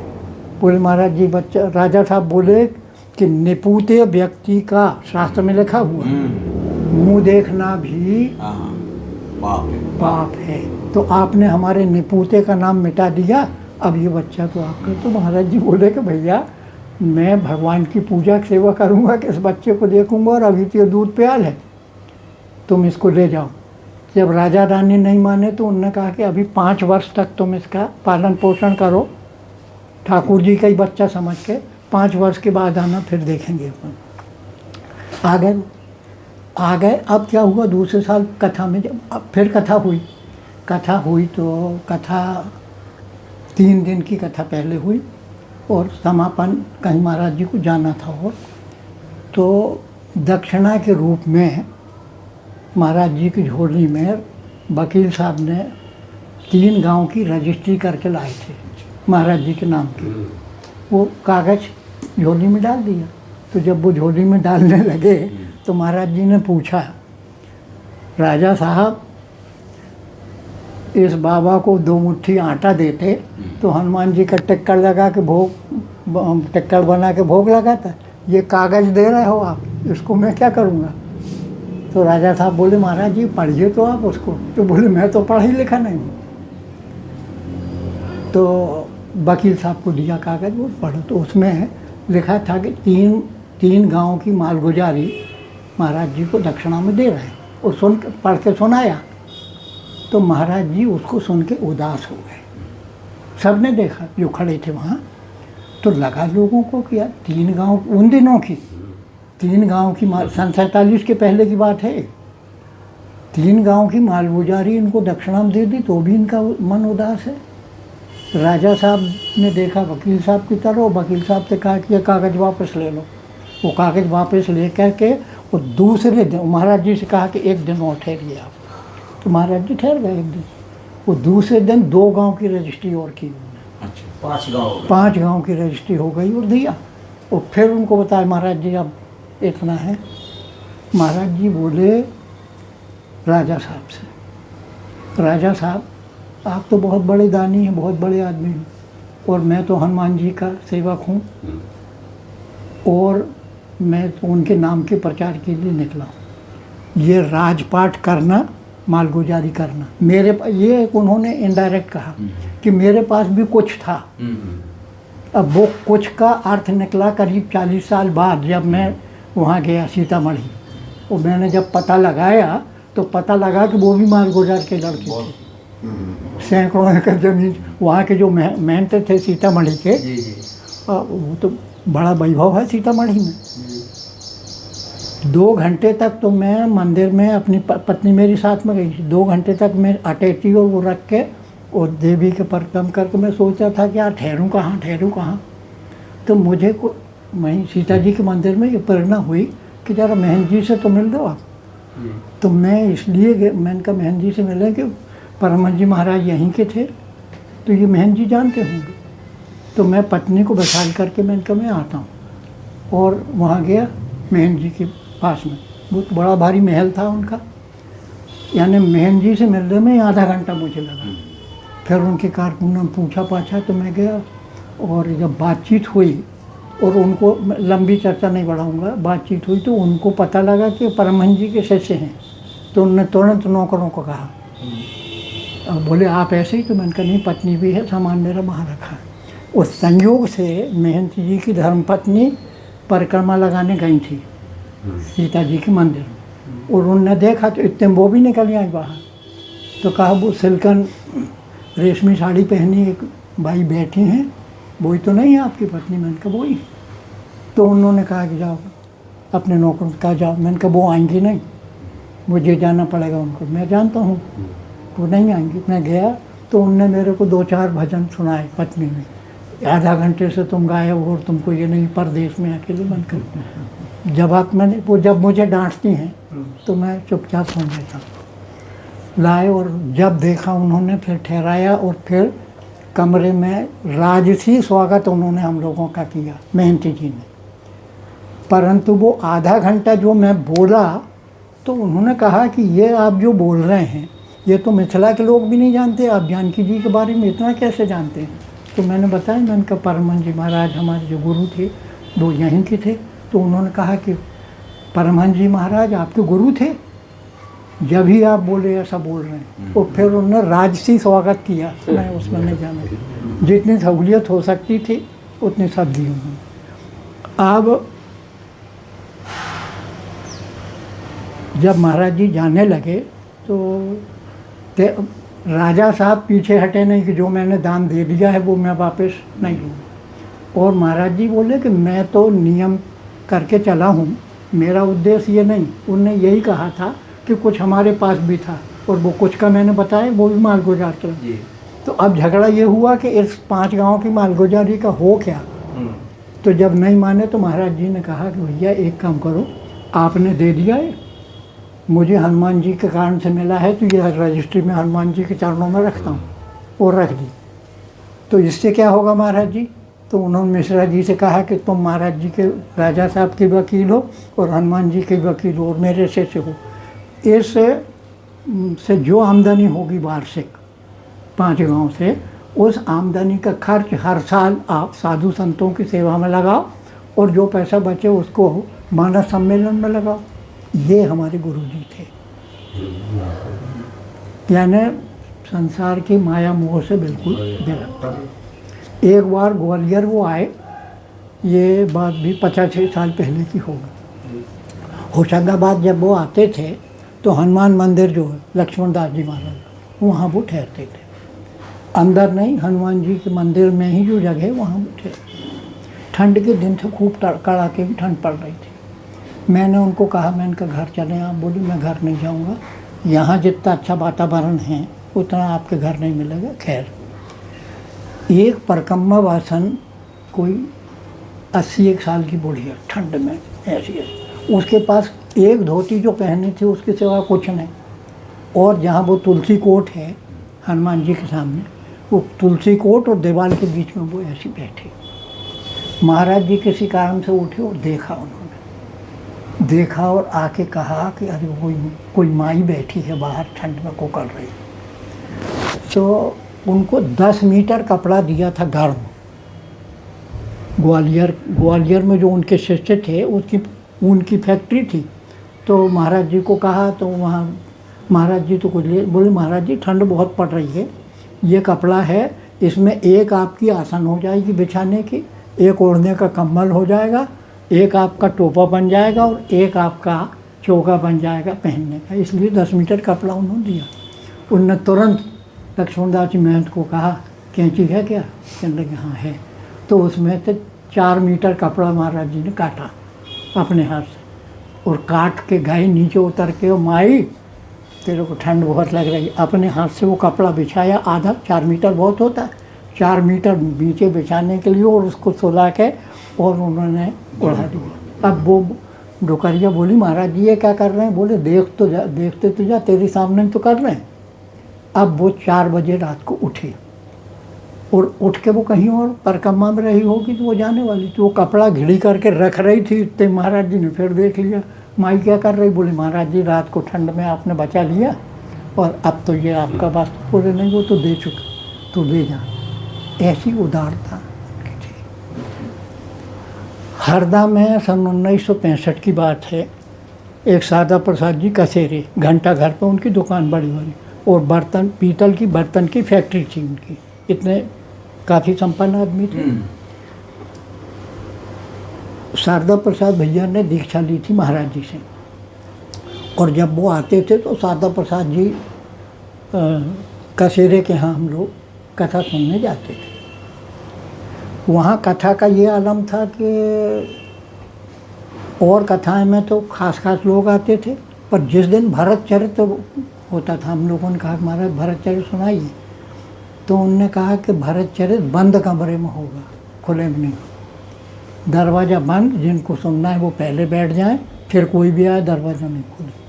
और भरत चरित्र जो उन्होंने मुझे सुनाया, मुझे क्या ना सब लोगों को ज़िंदगी भर याद रहे, ऐसा कभी सुना नहीं। और सुनने के बाद में फिर ये नवदुर्गाई का समय चल रहा था। हरदा में अभी भी होशंगाबाद से ज़्यादा संपन्न है हरदा, आप जानते हैं। हरदा जिला तब जिला नहीं बना था, तब तहसील थी। हाँ, लेकिन पर संपन्न थे। होशंगाबाद से 10 गुना संपन्न, इतने बड़े बड़े आदमी। तो वहाँ मेन रोड पे जो बॉम्बे रोड है, खंडवा जो रोड गया है, उस पर काली जी बैठती थी रोड के ऊपर। किसी कारण से आपस में वो मंडल वालों का कुछ मनमुटाव हो गया, तो उनने कहा कि तुम्हारी काली जी हम अब नहीं आएंगे। तो उनने कहा कि तुम वहाँ बैठा लोग, हम तुम्हारी काली जी को फेंक देंगे उठा के। ये जो काली जी बिठाने वाले वो क्या कहते हैं, तुम्हारी काली जी यहाँ बैठेगी तो उठा के फेंक देंगे हम। अब ये इस तरह के लोग क्या काली जी के भक्त हैं? अरे व्यक्ति से गुगलू से विरोध है तो गुगलू से बोलो, पर गुगलू के विरोध के कारण तुम काली जी को फेंक रहे, तुम काहे के काली जी को? खैर वो अलग हो गए।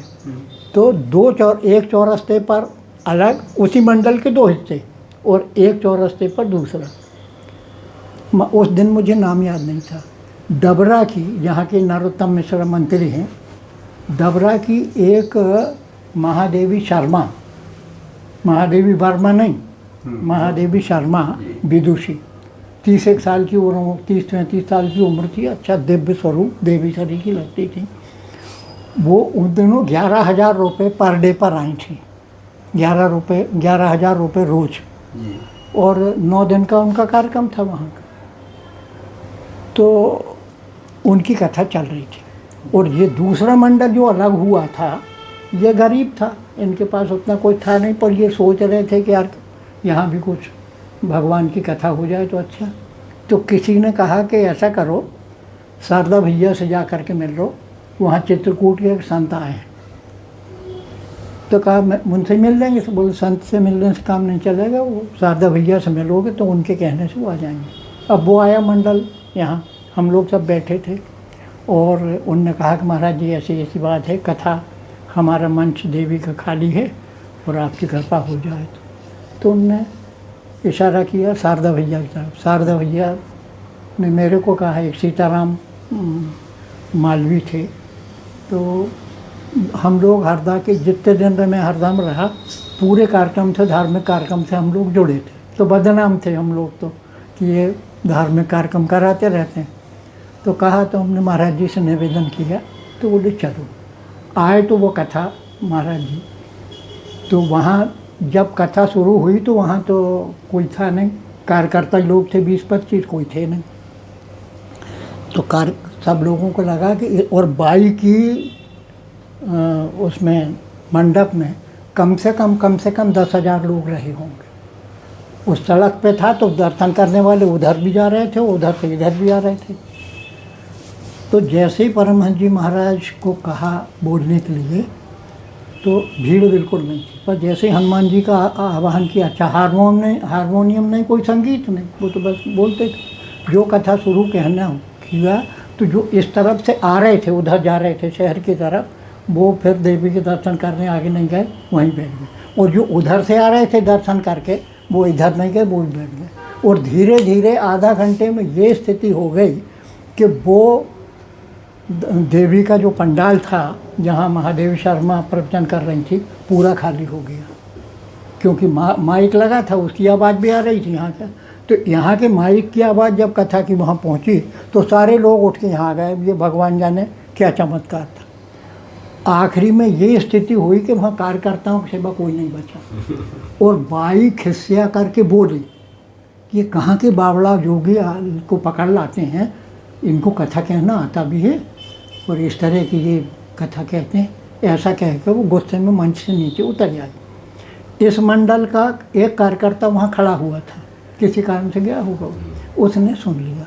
महाराज जी के लिए कुछ उसने अपमानजनक शब्द कहे, वो उसने सुन करके और शारदा भैया से आके कहा कि ऐसा ऐसा कर रहे थे। अब वो शारदा भैया, तो इस मंडल के जितने लोग थे, हम लोगों को सबको बुरा लगा कि ये तो अपमान है। तो सब ने चलिए ऐसी खुश कि ये बाई को कल जाके, अच्छा हमारे मंडल में भी कोई मंच का प्रवक्ता तो नहीं था, पर जो मंच पे बोलने वाले थे उनके समकक्ष हम लोग थे। तो कहा कि कल बाई से मिलने चलेंगे। महाराज जी ने पूछा, चौबे जी क्या बात है, क्या खुश कर मुझे भी तो बताओ, क्या चर्चा कर रहे हैं। मैंने कहा महाराज जी कुछ नहीं, हम लोगों की बात है। बोले ऐसी गोपनीय बात है कि मुझे बताना उचित नहीं समझ रहे। हमने कहा महाराज जी ऐसा ही है, बताया नहीं हम। अब वो आक्रोश में तो हम लोग थे। महाराज जी को चर्चा हुई सहन करते वक्त, और फिर उन्होंने पूछा कि क्या बात है, तुम लोग आज सब उदास हो, आज में कथा में आनंद नहीं आया क्या? तो हमने कहा महाराज जी कथा में, तो वो लड़के ने जोर से कह दिया कि महाराज जी हमारी उदासी का कारण ये है कि महादेवी शर्मा ने आपके बारे में ऐसा ऐसा कहा। तो हंसने लगे। अरे वो देवी हैं, और देवी का उत्सव है, यदि देवी ने ऐसा आशीर्वाद दे दिया तो क्या बुराई है। पर उनसे देवी जी से ये पूछ लेना कि कल जो वो कथा कह रही थी वो मंच पे जाने लायक थी क्या, ऐसा ये उन्होंने कहा महाराज। आप जो सी कहा, और हम लोग अपने घर आ गए। महाराज जी सो गए। मैं, सीताराम मालवी और शारदा भैया तीनों हम लोग गए।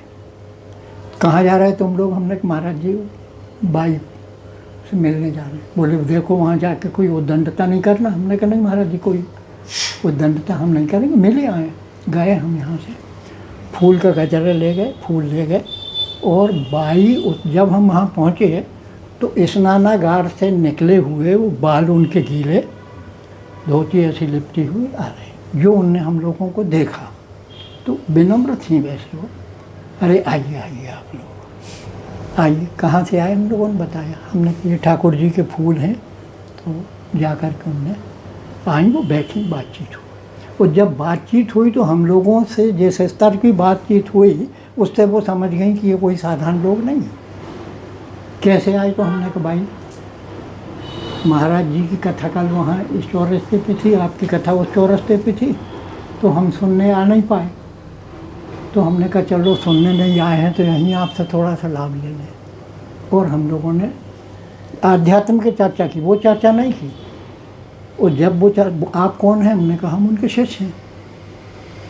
तो बोली तो कुछ नहीं, मगर ये उसको लगा कि जब इनके शिष्य ऐसा बोल रहे हैं जो मुझे भी डोमिनेट कर रहे हैं बोलने में, तो इनके गुरु कितने विद्वान होंगे। ये ऊपर से प्रेरणा ठाकुर जी की। हमने उनको कुछ कहा नहीं, ये नहीं कहा कि हम इसलिए आए हों और आपने ऐसा किया। पर वो हम लोगों के प्रवचन से, चर्चा जैसे होती ना, उस चर्चा से वो समझ गए कि साधारण लोग नहीं हैं। बोले मैं भी आपके गुरु जी के दर्शन करूँगा। अब ये तो ईश्वरीय प्रेरणा है। तो हमने कहा हम आपको वाहन करता हूँ। कार का उतना जमाना नहीं था। हमने कहा तांगा लेके आती। बोले नहीं तांगा नहीं, आप लोग कैसे? हमने कहा हम तो पैदल आए। बोले मैं भी चल गई देवी। और जा कर के और महाराज जी के दर्शन किया उन्होंने, और जाके चरणों में गिर पड़े।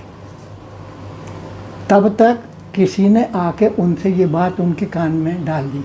वही लड़का जिसने वो सुना था वहाँ कि महाराज जी ने ये कहा कि बाई कल व्यासपीठ से बोलने की स्थिति में थी कि नहीं थी। ये उस लड़के ने वो बात बाई तक पहुँचा दी। और वो थी रजस्वला, तीसरा दिन था उनका असौच का। जो उसने सुना तो वो बोले रात को मुझे भी नींद नहीं आई खलबली में। अब मुझे कारण समझ में आया कि संत का अपराध मुझसे हो गया तो मैं क्षमा मांगने जाऊँ। और जाके साष्टांग पैर पड़े, और पैर पड़े तो मैं इनने कुछ नहीं कहा। तो महाराज जी ने कहा कि आप देवी स्वरूपा हैं, नौ दुर्गा का समय चल रहा है, आप तो देवी स्वरूप हैं। और महाराज जी वो जब ऐसी साष्टांग दंडवत किया तो महाराज जी भी आसन से उठ के उसको साष्टांग उन्होंने किया, महादेवी शर्मा को। अब हम लोग वो तमाशा देखें, बताओ ये प्रवचन करता हूँ कि। तो मैं आपको ये कहना चाहता हूँ, अब महाराज जी को ये कैसे पता लगा, और ये उसको भी फीलिंग हुआ कि ये बात तो मेरे सिवा कार्यकर्ताओं को भी नहीं मालूम, इनको महाराज जी को कैसे मालूम होगा। तो ये संत का चमत्कार, जो आपने गुरु के बारे में पूछा है, वो संत और गुरु चमत्कार दिखाते नहीं, पर कहीं कोई ऐसा विक्षेप हो तो उनकी तरफ से परमात्मा ऐसी व्यवस्था कर देते हैं कि वो हमें लगता है कि चमत्कार कर रहे हैं। तो इस तरह गुरु का। राधे बाबा के बारे में आप बताना चाह रहे थे जी। राधे बाबा बिहार के रहने वाले थे जी। बिहार के किस गांव के थे ये तो मुझे याद नहीं है, पर बचपन से ही वो घर से निकले थे। और अब मैं एक बात कहना चाहता हूँ कि जितने ये महात्मा हैं वो इस फैक्ट्री में बने हुए नहीं हैं। ये जितने भी महात्मा हैं ना, संसार की फैक्ट्री से बने हुए, ये इस फैक्ट्री के बने नहीं, ये बने बनाए आते हैं। और जिस स्टेज पे हम उनको पा रहे हैं, इसके पहले कितने जन्म से वो बनते आ रहे हैं। मैं जन्म शब्द का उपयोग कर रहा हूँ। एक दिन में महाराज जी ने पगड़ी नहीं बांध ली, पी ली, हमें दिख रहे हैं कि बाबा जी, पर तुम भी तो पीला गमछा निकाल बांध के और ऐसी पीली पर निकलो, तो मेरी तो मेरे बाप की भी हिम्मत नहीं कि मैं घर से निकल जाऊं। तो ये उस ईश्वर की कृपा है, आप पे इतनी कृपा है कि आपने सारे बंधन तोड़ करके और इस मार्ग में आ गए। अब मैं आपका आकलन करूं कि साधारण बाबा जी हैं, इससे बढ़ के मेरी मूर्खता का और कोई वो नहीं। तो क्या कह रहा था मैं भूल गया। राधे बाबा। हाँ, तो राधे बाबा निकले, वो निकलते निकलते निकलते निकलते भाई जी को स्वप्न हुआ, गोरखपुर वाले हनुमान पोद्दार जी। ये आपसे इसलिए कह रहा हूँ, ये संतों को पास वायरलेस लगा रहता है, कौन है कहाँ है किस स्थिति में है, तो वो किसी न किसी सूत्र से राधे बाबा को ले आए। एक बात और मैं आपको बता दूं,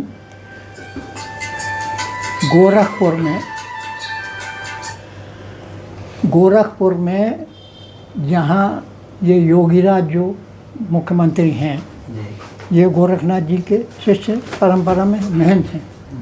अरबों रुपए की प्रॉपर्टी है, मैंने देखा है। मेडिकल कॉलेज है उनका गोरखपुर में, बहुत बड़ा। और 25 लाख, कितने 25 लाख शिष्य हैं उनके, गोरखपुर से लेकर नेपाल की बॉर्डर तक। अच्छा। इसलिए मुलायम सिंह, मायावती और अखिलेश महाराज जी का बाल बाका नहीं कर सकते। अवैधनाथ इनके गुरु थे, उनके शिष्य हैं। वो 20-26 साल की उम्र में ये चुनाव लड़े और 3-4 बार तो गोली चल गई उनके ऊपर, पर वो डरा नहीं। और लोग जानते हैं कि जी इनको महाराज जी को हमने उंगली बताई तो ये उंगली का सिर काट लेंगे हमारा, इसलिए वो यूपी में इतना निर्धक निर्भय होकर के शासन कर रहे हैं।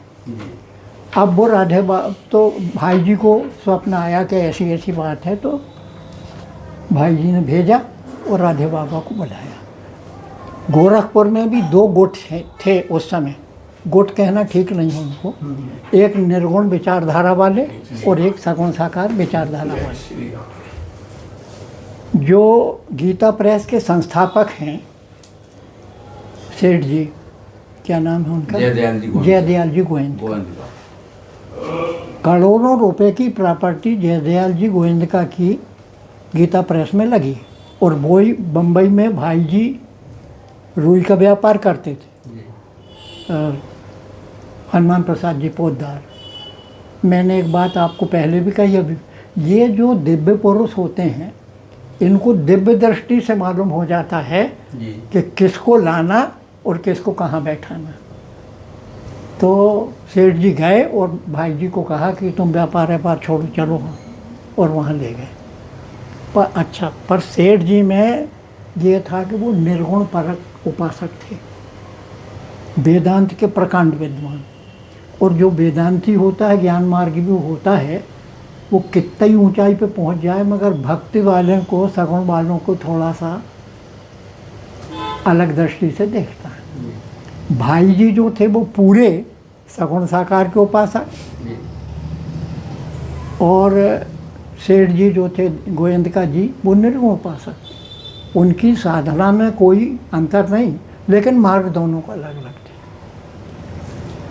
राम सुखदास जी महाराज ने ऐसा समन्वय किया कि सेठ जी को भी झुका लिया सगुण की ओर, और सगुण को तो निर्गुण की ओर ले गए। अब वो उनने क्या किया, कैसे किया, ये तो मगर ये राम सुखदास जी ने मिलाया। अब राधे बाबा आए, तो राधे बाबा की निष्ठा थी वृंदावन में। वो कृष्ण भक्त थे, गिरिराज जी उनके इष्ट थे। तो वो अड़ गए कि भाई मैं तो यहाँ रहूँगा नहीं, वातावरण बहुत अच्छा है, सब बातें हैं, मगर मेरा तो नियम है तो मैं गिरिराज जी की परिक्रमा करूँगा। तो भाई जी ने कहा कि गिरिराज जी को यहीं बुला लें हम, तो गिरिराज जी यहाँ कैसे आएगी। तो भाई जी ने कहा कि आप तो हाँ करो, बुलाने का काम हमारा है। तो वहाँ गीता वाटिका में, मैं आप बताऊँ, गोरखपुर के इस कोने पर जहाँ मठ बना है गोरखनाथ जी का, वो 6 किलोमीटर दूर है गीता वाटिका से। इस किनारे पर तो प्रेस है, प्रेस उन दिनों बना नहीं था, ये बहुत पहले गीता प्रेस नहीं बना था। गीता प्रेस में जो लोग काम करते थे वो ये गोरखनाथ मंदिर में बैठ के काम करते थे। जब तक वो प्रेस बना तब तक किया। और लगभग 150 से 200 लोग भाई जी की छत्र छाया में रहते थे। और उनकी परिभाषा ये थी कि वो 200 लोग जो गए हैं उनका योगक्षेम भाई जी करते थे। उनके भोजन का इंतज़ाम, वस्त्र का इंतज़ाम, उनकी दवाई का इंतज़ाम, और ये पता लगाते थे कि जोशी जी अब वो गांव से आए हैं और इनकी घर की व्यवस्था ठीक नहीं है, वो पता लगा लेते थे। तो कितना है, कितने मेंबर हैं, उन्होंने कहा सस्ते ज़माने में तो 200 रुपया का मनी ऑर्डर आपके घर आ जाएगा। ये आपको पता नहीं, आप तो वहाँ बैठे हैं, पर 200 रुपये का मनी ऑर्डर भाई जी वहाँ का, ये उनका पूरा नेटवर्क था। आमदनी का ये हाल था कि लोग गोरखपुर जो आते थे वो भाई जी का दर्शन करने के लिए आते थे। गोरखपुर जो लोग आते थे वो धार्मिक तो थे ही, पर भाई जी को कोई 2 लाख दे गया, कोई 10 लाख दे गया, कोई 5 लाख दे गया। और वो फंड भाई जी,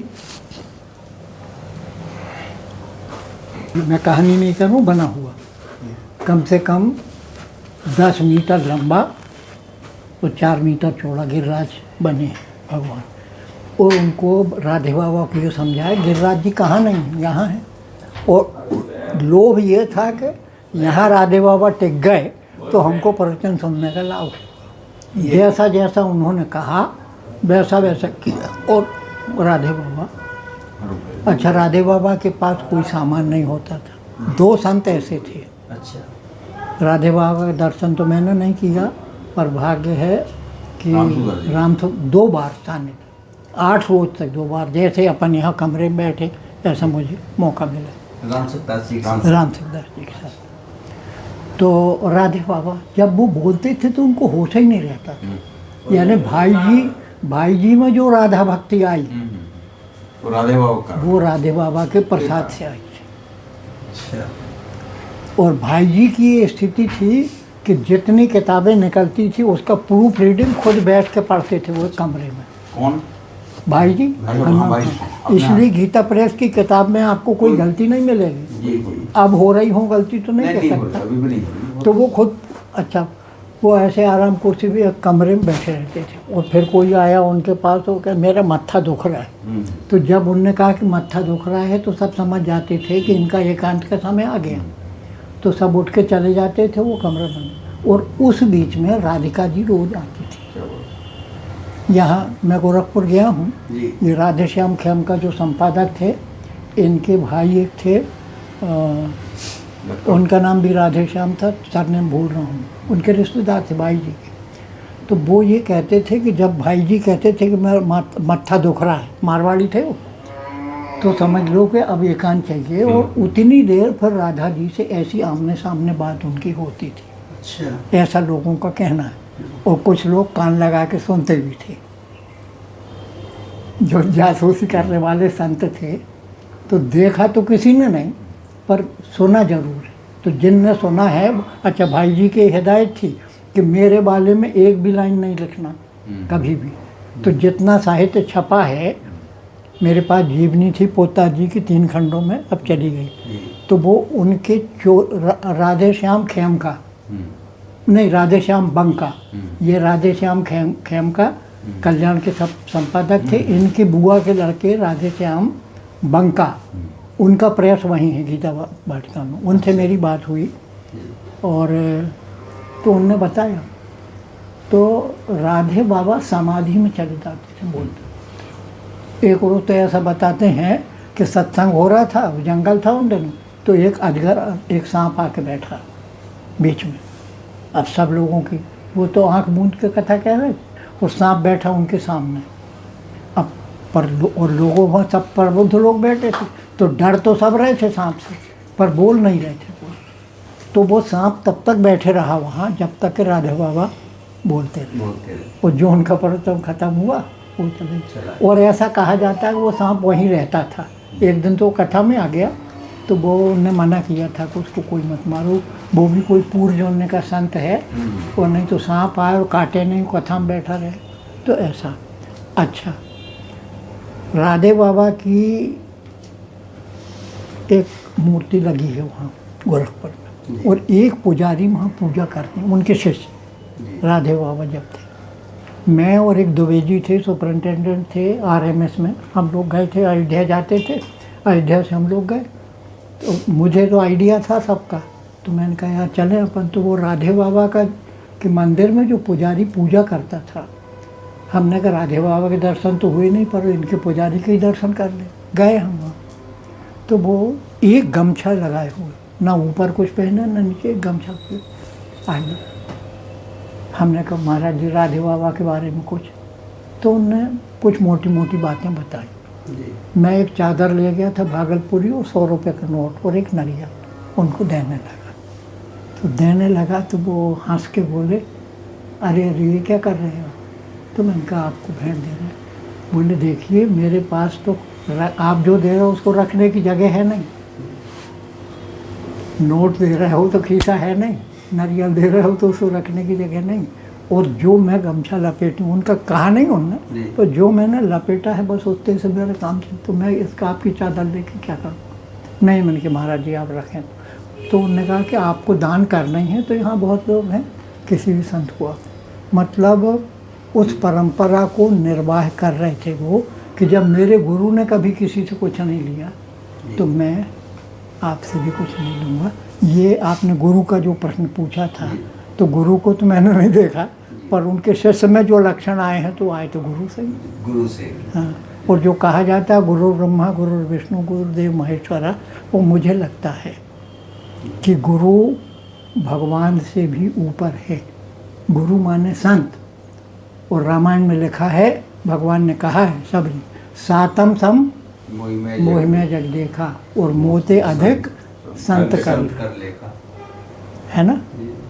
तो संत कर लेखा, संत को क्यों बड़ा मान रहे हो? बोले जैसे नामी से नाम बड़ा है, ये बात ध्यान से, नामी माने राम जी, और राम जी का नाम ही राम है, तो जैसे नाम से नामी से नाम बड़ा है, वैसे ही ईश्वर से संत बड़ा है। क्यों? बोले यदि ये संत नहीं होते तो हमारे नाम का प्रचार कौन करता? ये भगवान की मानता है, इसलिए ये संत जो हैं इनका दर्द है जी। वो रामचरितमानस का वो प्रश्न अधूरा रह गया। हाँ, आ जाए। धनुष वाला प्रश्न था। हाँ, धनुष वाला। मैंने, आपने जब ये प्रश्न रखा था तो मैंने एक बात कही थी, फिर से दोहरा रहा हूँ। जिनको भागवत का, दुर्गा सप्तशती का या रामायण का अथवा किसी भी धर्म ग्रंथ का अधूरा ज्ञान है, वो बहुत खतरनाक है जी। वो बहुत खतरनाक है, क्योंकि ना वो इधर के हैं ना उधर के। या तो बिल्कुल ज्ञान नहीं हो किसी को, निरानिर्देश को हम समझते मूर्ख हैं, वो ज़्यादा अच्छा है, या बहुत परिपक्व ज्ञान वाला हो। जितने अधकचरे ज्ञान वाले जो हैं वो बहुत खतरनाक है, उनसे कोई जीत नहीं सकता, उनसे कोई जीत नहीं सकता। उदाहरण, कबीर से एक बार पूछा लोगों ने, शास्त्रार्थ करने के लिए लोग बनारस जाते थे, तो बनारस तो ज्ञान की नगरी थी, और बनारस में शास्त्रार्थ करके जो वो शास्त्रार्थ माने धर्म की चर्चा, उसमें हराने जिताने की बात थी। तो लोग कह देते हैं कि महाराज एक काम करो, आप बनारस में यदि आपको झंडा गाड़ना है तो कबीर से मिल लो। उनको यदि आपने हरा दिया तो पूरा बनारस पे आपने विजय कर, और आप उनसे कहीं हार गए तो आपकी जीत है। कबीर के पास, तो कबीर ने उनसे एक बात पूछी, बड़ी नम्रता से उनको प्रणाम किया और कहा कि मैं तो पढ़ा लिखा कुछ हूँ, मसी कागज छुओ नहीं, मसी कहते हैं दवात को, स्याही। मैंने दवात और स्याही कलम तो छुई नहीं, मैं तो निरक्षर भट्टाचार्य पर, और मैं आप शास्त्रार्थ तो तब होगा जब मैंने शास्त्र पढ़े हों, तो मैंने वो पढ़े नहीं। फिर नहीं बोल हम तो शास्त्रार्थ करेंगे, लोगों ने आपके बारे में कहा है। तो फिर मैं एक बात आपसे पूछता हूँ, आप पढ़ के सीखे हैं कि सीख के पढ़े? पढ़ के सीखे हैं कि सीख के पढ़े? बात बिल्कुल साधारण है। यदि आप पढ़ के सीखे हैं तो अभी आपको और ज़रूरत है, और सीख गए हैं तो फिर आपने पढ़ा क्या? समझ गए? कबीर की जो बात उन्होंने सुनी, सरेंडर कर दिया, मैं आपसे विवाद नहीं करता, बस हो गया शास्त्र। ये संत। हाँ, क्या बात थी फिर बोल गया? हाँ, वो धनुष हाँ धनुष हाँ, मतलब ये मैं चौपाई हाँ की चर्चा लोग करते चर्चा हैं। इस पे चल रही थी कि ये अधूरे ज्ञान वाले जो हैं वो बीच में कहीं से भी झोड़पा दे देते हैं। आप थोड़ा सा एक बार पुनः स्मरण दिलाएं जो आपने बोला। वो चौपाई थी कि भूप सहस 10 एक ही मारा और लगे 58 टरे नटारा। यानी धनुष को ऐसी लोग व्याख्या करते हैं कि 10,000 लोग एक साथ लग गए। तो वो कितना बड़ा धनुष था कि 10,000 लोग लग गए। तो उसका हम सही अर्थ आपसे जानना चाह रहे थे कि अर्थ क्या है उसका सही। वो धनुष कोई धातु का किसी सामान का नहीं बना हुआ।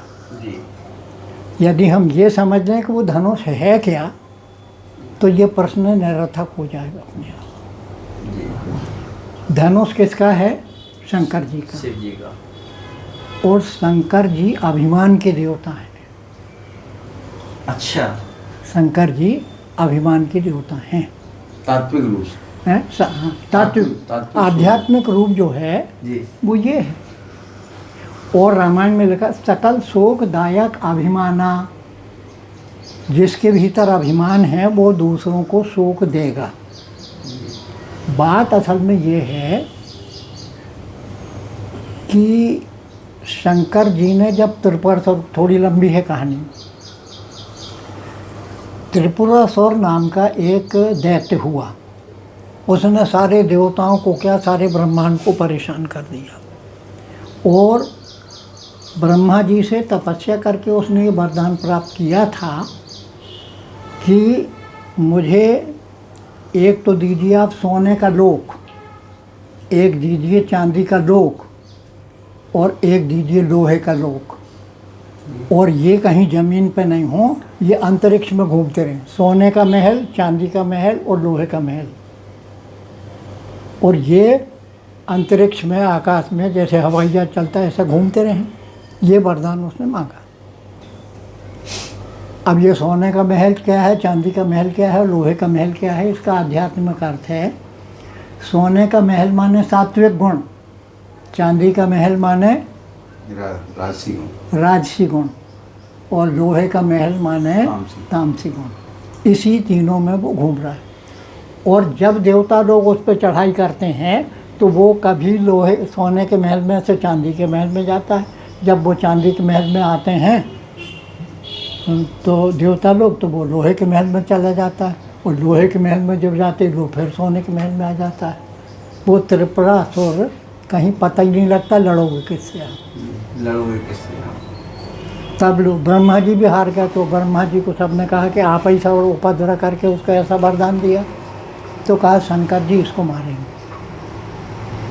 तो शंकर जी ने उसको मारने के लिए धनुष जो बनाया गया त्रिपुरासुर को मारने के लिए, वो धनुष है।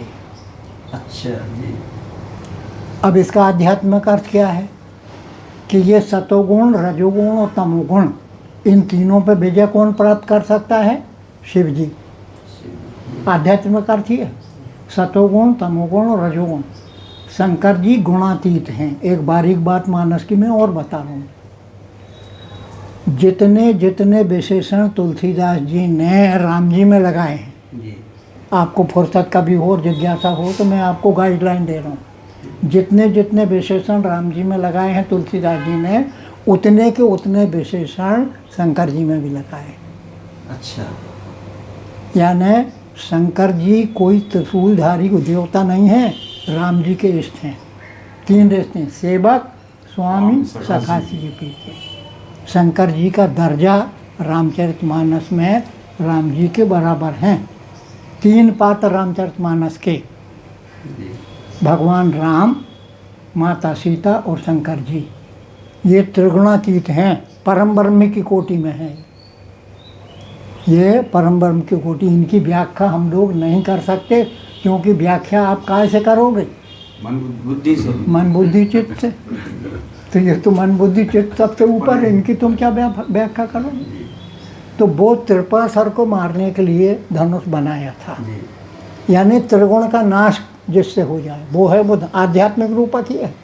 अब शंकर जी ने देखा कि त्रिपुरा से तो मर गया, और ये धनुष मैं हाथ में माला रखूं कि धनुष रखूं, तो इसका काम हो गया धनुष का। ये सैद्धांतिक बात है। आज का रिटायर होने के बाद भी अपने पीछे क्या लगाता ना, कलेक्टर थे आप भूतपूर्व, रिटायर्ड कलेक्टर या भूतपूर्व, यानी वो मर के भी उस पद से मर गए हैं तो भी भूत मर के तो भूत ही बनेगा ना, तो भूतपूर्व लिखने लगे। शंकर जी ने कहा कि अब युद्ध खत्म हो गया है तो इस धनुष को रखूं, तो रखूं कहाँ? किसी भी देह की नगरी में ये धनुष नहीं रखा जा सकता। सतोगुण, रजोगुण और तमोगुण ये तो किसी शरीर में देह में होंगे ना, है ना।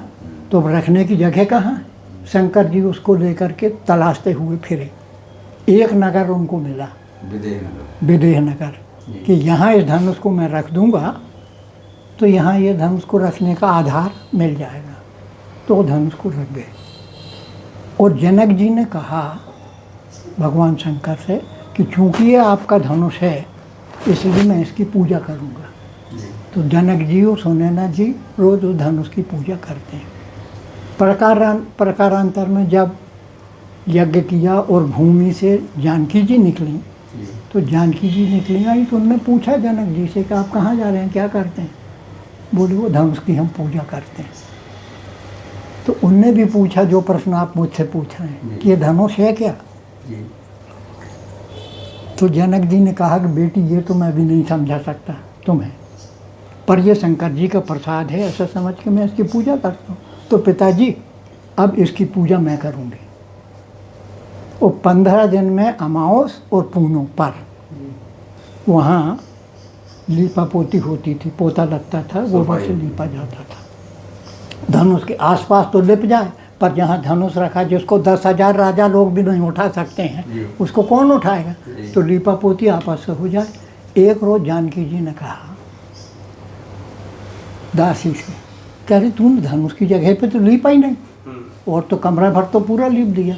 कहा बेटी किशोरी जी ये उठेगा नहीं। बोले अब तू बैठ जा।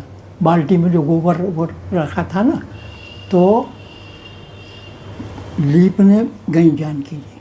तो लीपने में बाइयाँ दाहिने हाथ का उपयोग करती और बायां हाथ उनका खाली रहता। जो धनुष के पास गई, धनुष को उठाया ऐसा और बाएं हाथ से, और उठा के इस तरफ रख दिया।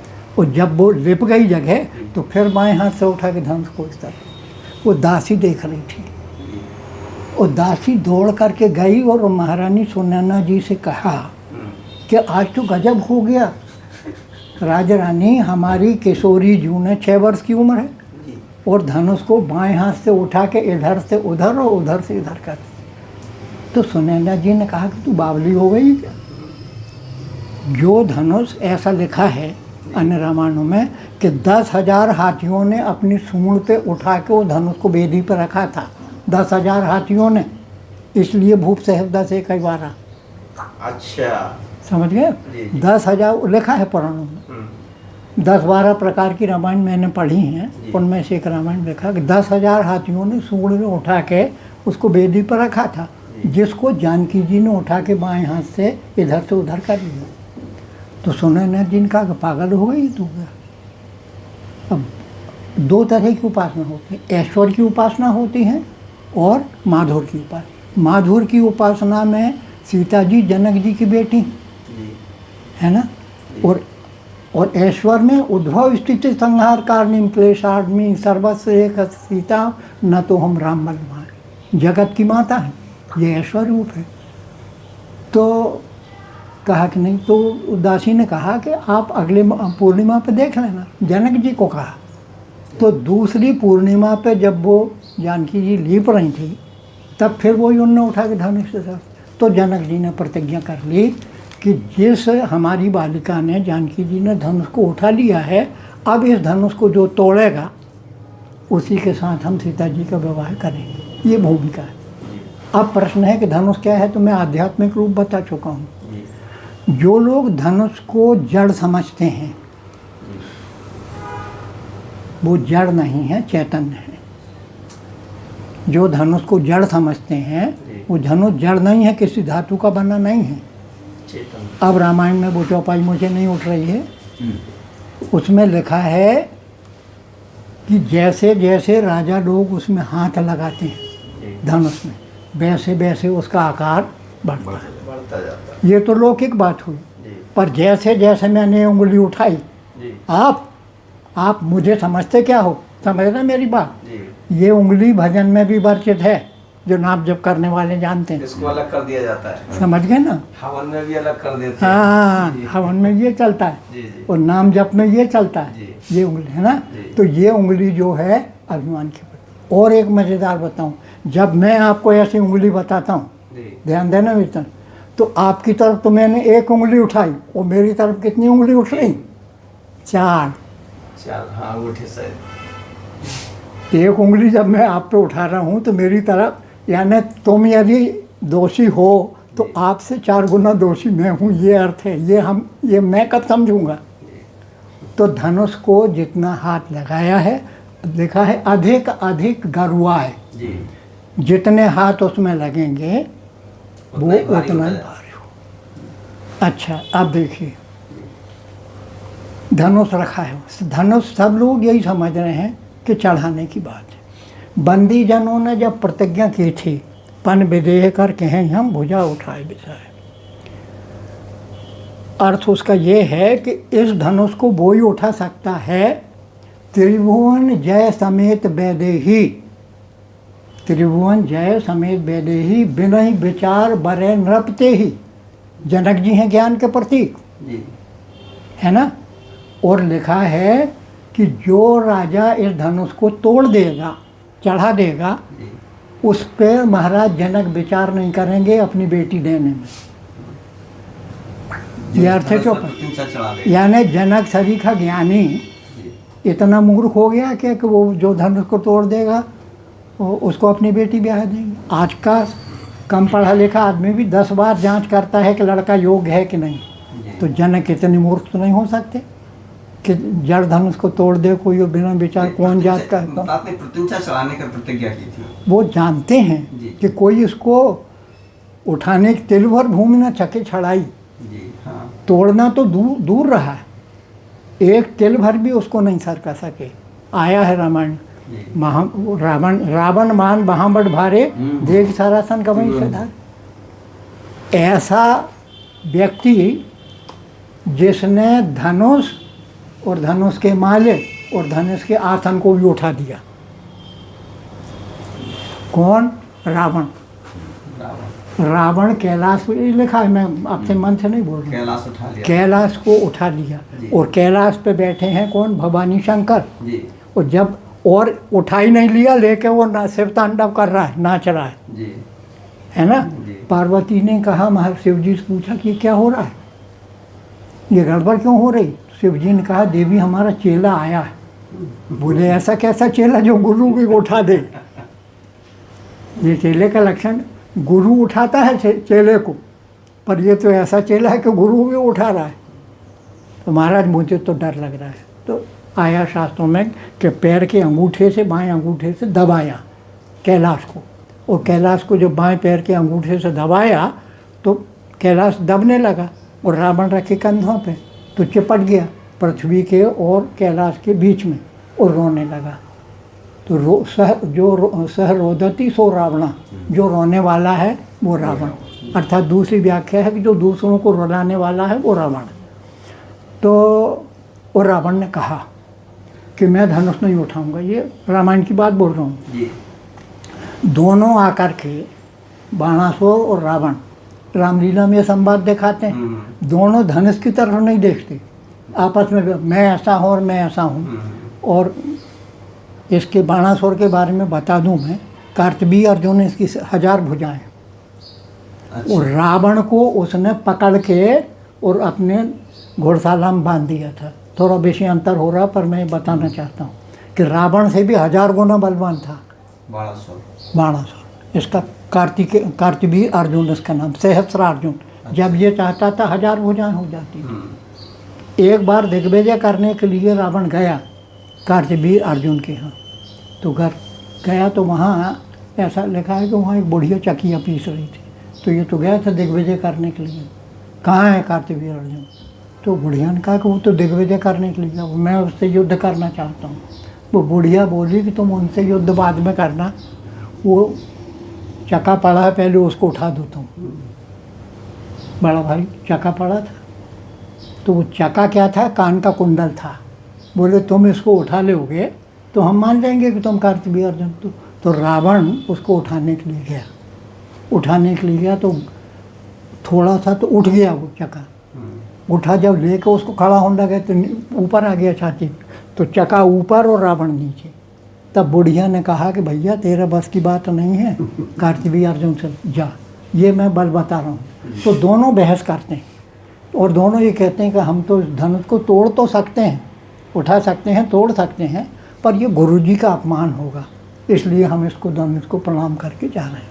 और रावण ने प्रतिज्ञा की, आकाशवाणी हुई वहाँ, और आकाशवाणी ने कहा कि तेरी बहन को अमुक राक्षस ले जा रहा है। तो रावण ने कहा कि उसको विभीषणा को भेज दो। तो कहा वो तो नाम जप में लगा। बोले भाई कुंभकर्ण को भेज दो। तो कहा वो तो अभी 6 महीने की नहीं। तो रावण ने प्रतिज्ञा की कि एक बार मैं इस सभा के बीच में प्रतिज्ञा कर रहा हूँ कि एक बार सीता को अपनी लंका ले जाऊँगा। ये भूमिका है सीता जी के लंका जाने की। अच्छा, अब प्रश्न है कि वो, अब आपका मूल प्रश्न पर, भूप सहज दस एक ही बारा लगे 58 टरेंटर। इसका आध्यात्मिक उत्तर तो ये है कि जितने राजा हैं उनमें सब में अभिमान बैठा है कि मैं धनुष तोड़ दूंगा, है ना। और जो उनमें थोड़ी श्रद्धा है वो तामसी श्रद्धा है। जो गणेश जी को उपासक है वो कहता है गणेश जी इससे धनुष नहीं टूटे। अच्छा, अकेले में, यानी 10,000 में से 9,999 से धनुष नहीं टूटे, अकेला में टूटे। दूसरा राजा कहता है कि मैं तो देवी का भक्त हूँ, हे देवी मैया धनुष मेरे से ही टूटे, ये 9,999 से नहीं टूटे। ये बहुत सी बातें हैं, समय ज़्यादा होगा उसमें। तो 9,999 प्रार्थनाएं एक तरफ और एक प्रार्थना एक तरफ है, तो धनुष कैसे टूटेगा? अच्छा, धनुष टूटे जब उसको टूटने की जगह हो, जब 10,000 राजा पकड़े हुए हैं तो कैसे टूटेगा? अब मूल बात ये है, राजा उठे, जैसे बंदीजनों ने घोषणा की, और उस घोषणा का यह अर्थ है कि जिसने विश्व विजय किया है, राजा लोग ध्यान रखो, ये जिसने सारे ब्रह्मांड को जीत लिया है वो इस धनुष से हाथ लगाना, नहीं तो बदनामी का कारण बनेगा, धनुष नहीं टूटेगा। अब राजा लोग उठे तो तमाकी खड़े हुए ऐसे, और फिर ताकी आगे बढ़े, और फिर ताकी, तीनों क्रिया, तमाकी, तमक्कु और ताकी, और फिर ताकी, ऐसे बढ़ते वहाँ तक पहुँचे। और जब धनुष को छूने लगे तो तमाकी, ताकी, ताकी शिव धन धर ही, क्या अर्थ है इस चौपाई का? राजा तमक के उठे, फिर तका, और तक तक तकी, देखा तो क्या देखा? शिव धनु धर ही, शिव जी ने उस धनुष को पकड़ा है। अब उनके बाप की दम है कि वो शिव जी ने जिसको पकड़ा है वो उसको उठा लेंगे, उसको उठा लें। तो वो समष्टि का अभिमान है, समष्टि का अभिमान है। जब हमारा अभिमान हमसे ही नहीं उठ रहा है तो समष्टि का अभिमान को आप कैसे उठाएंगे? ठीक है, समष्टि के वो अभिमान को कौन उठा सकता है? जिसमें आपका अपना खुद का अभिमान ना हो। और ऐसे उस सभा में केवल राम जी हैं, सहज ही चले सकल जग सोए, सहज ही चले, कैसे चले? वो सहज मत मंजर कुंजरगामी, झूमते हुए जाता है। और वहाँ जा कर के अब देखिए, विश्वामित्र जी यहाँ बैठे हैं, लक्ष्मण जी और विश्वामित्र जी, और यहाँ विश्वामित्र भी बीच में बैठे हैं, लक्ष्मण जी बाएं तरफ बैठे हैं, दाहिने तरफ राम जी बैठे हैं। तो यहाँ से जब राम जी चले तो प्रणाम किया विश्वामित्र, है ना। आगे और वहाँ शंभु भगवान शंकर के चाप के पास पहुँचे, और उदित उदयगिरी मंच पर रघुवर बाल पतन, बिकसे संत सरोज सब हर्षे लोचन, और वहाँ लिखी है चौपाई, गुरु ही प्रणाम मन ही मन कीना। गुरु ही प्रणाम। मणिमय ये प्रणाम किसको है? भगवान शंकर। ये प्रणाम भगवान शंकर को। आपकी आज्ञा है जी, उठा अच्छा, दूं? ये अच्छा हम लोग समझते हैं विश्वामित्र जी को प्रणाम। ना ना, गुरु माने भगवान शंकर। गुरु प्रणाम मणिमन की। जगत गुरु च शास्त्रम तुरीय में केवलम, ये शंकर को प्रणाम। आपकी आज्ञा है। भगवान शंकर बोले राम जी मैं तो कई दिन से रास्ता देख रहा था, ये राजा लोग का तोड़ेंगे, अब आपका हाथ लग जाए तो मैं तो खुद ही टूट जाऊंगा। ये आध्यात्मिक भाषा है। गुरु ही प्रणाम माने नहीं ना। और सहसा अति लाघव वो उठाए, लाघव कहते हैं नहीं, लाघव माने जल्दी से, अच्छा जल्दी से है ना। और आगे की चौपाई है लेत चढ़ावत खेचत गाड़े पर काहू न लखा, हाँ किसी ने नहीं देखा। है ना। उसको उठाया, खींचा, चढ़ाया और एक राउंड ऐसे घूमे वो धनुष को लेके। मंडल। हाँ, इस तरह से वो नवमंडल संभयु ये सब लिखा है, पर किसी ने नहीं देखा।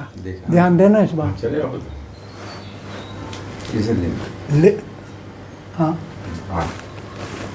ले चढ़ावत खेचत गाड़े काहू ने लखा देख सब ठाड़े। सब ने ये देखा कि राम जी अभी मंच पर खड़े हुए हैं, इन्हें उठाने। इतने में राम जी ने लिया, उठाया, खींचा, ताना, मंडल पर घूम गए और तेही क्षण मध्यराम।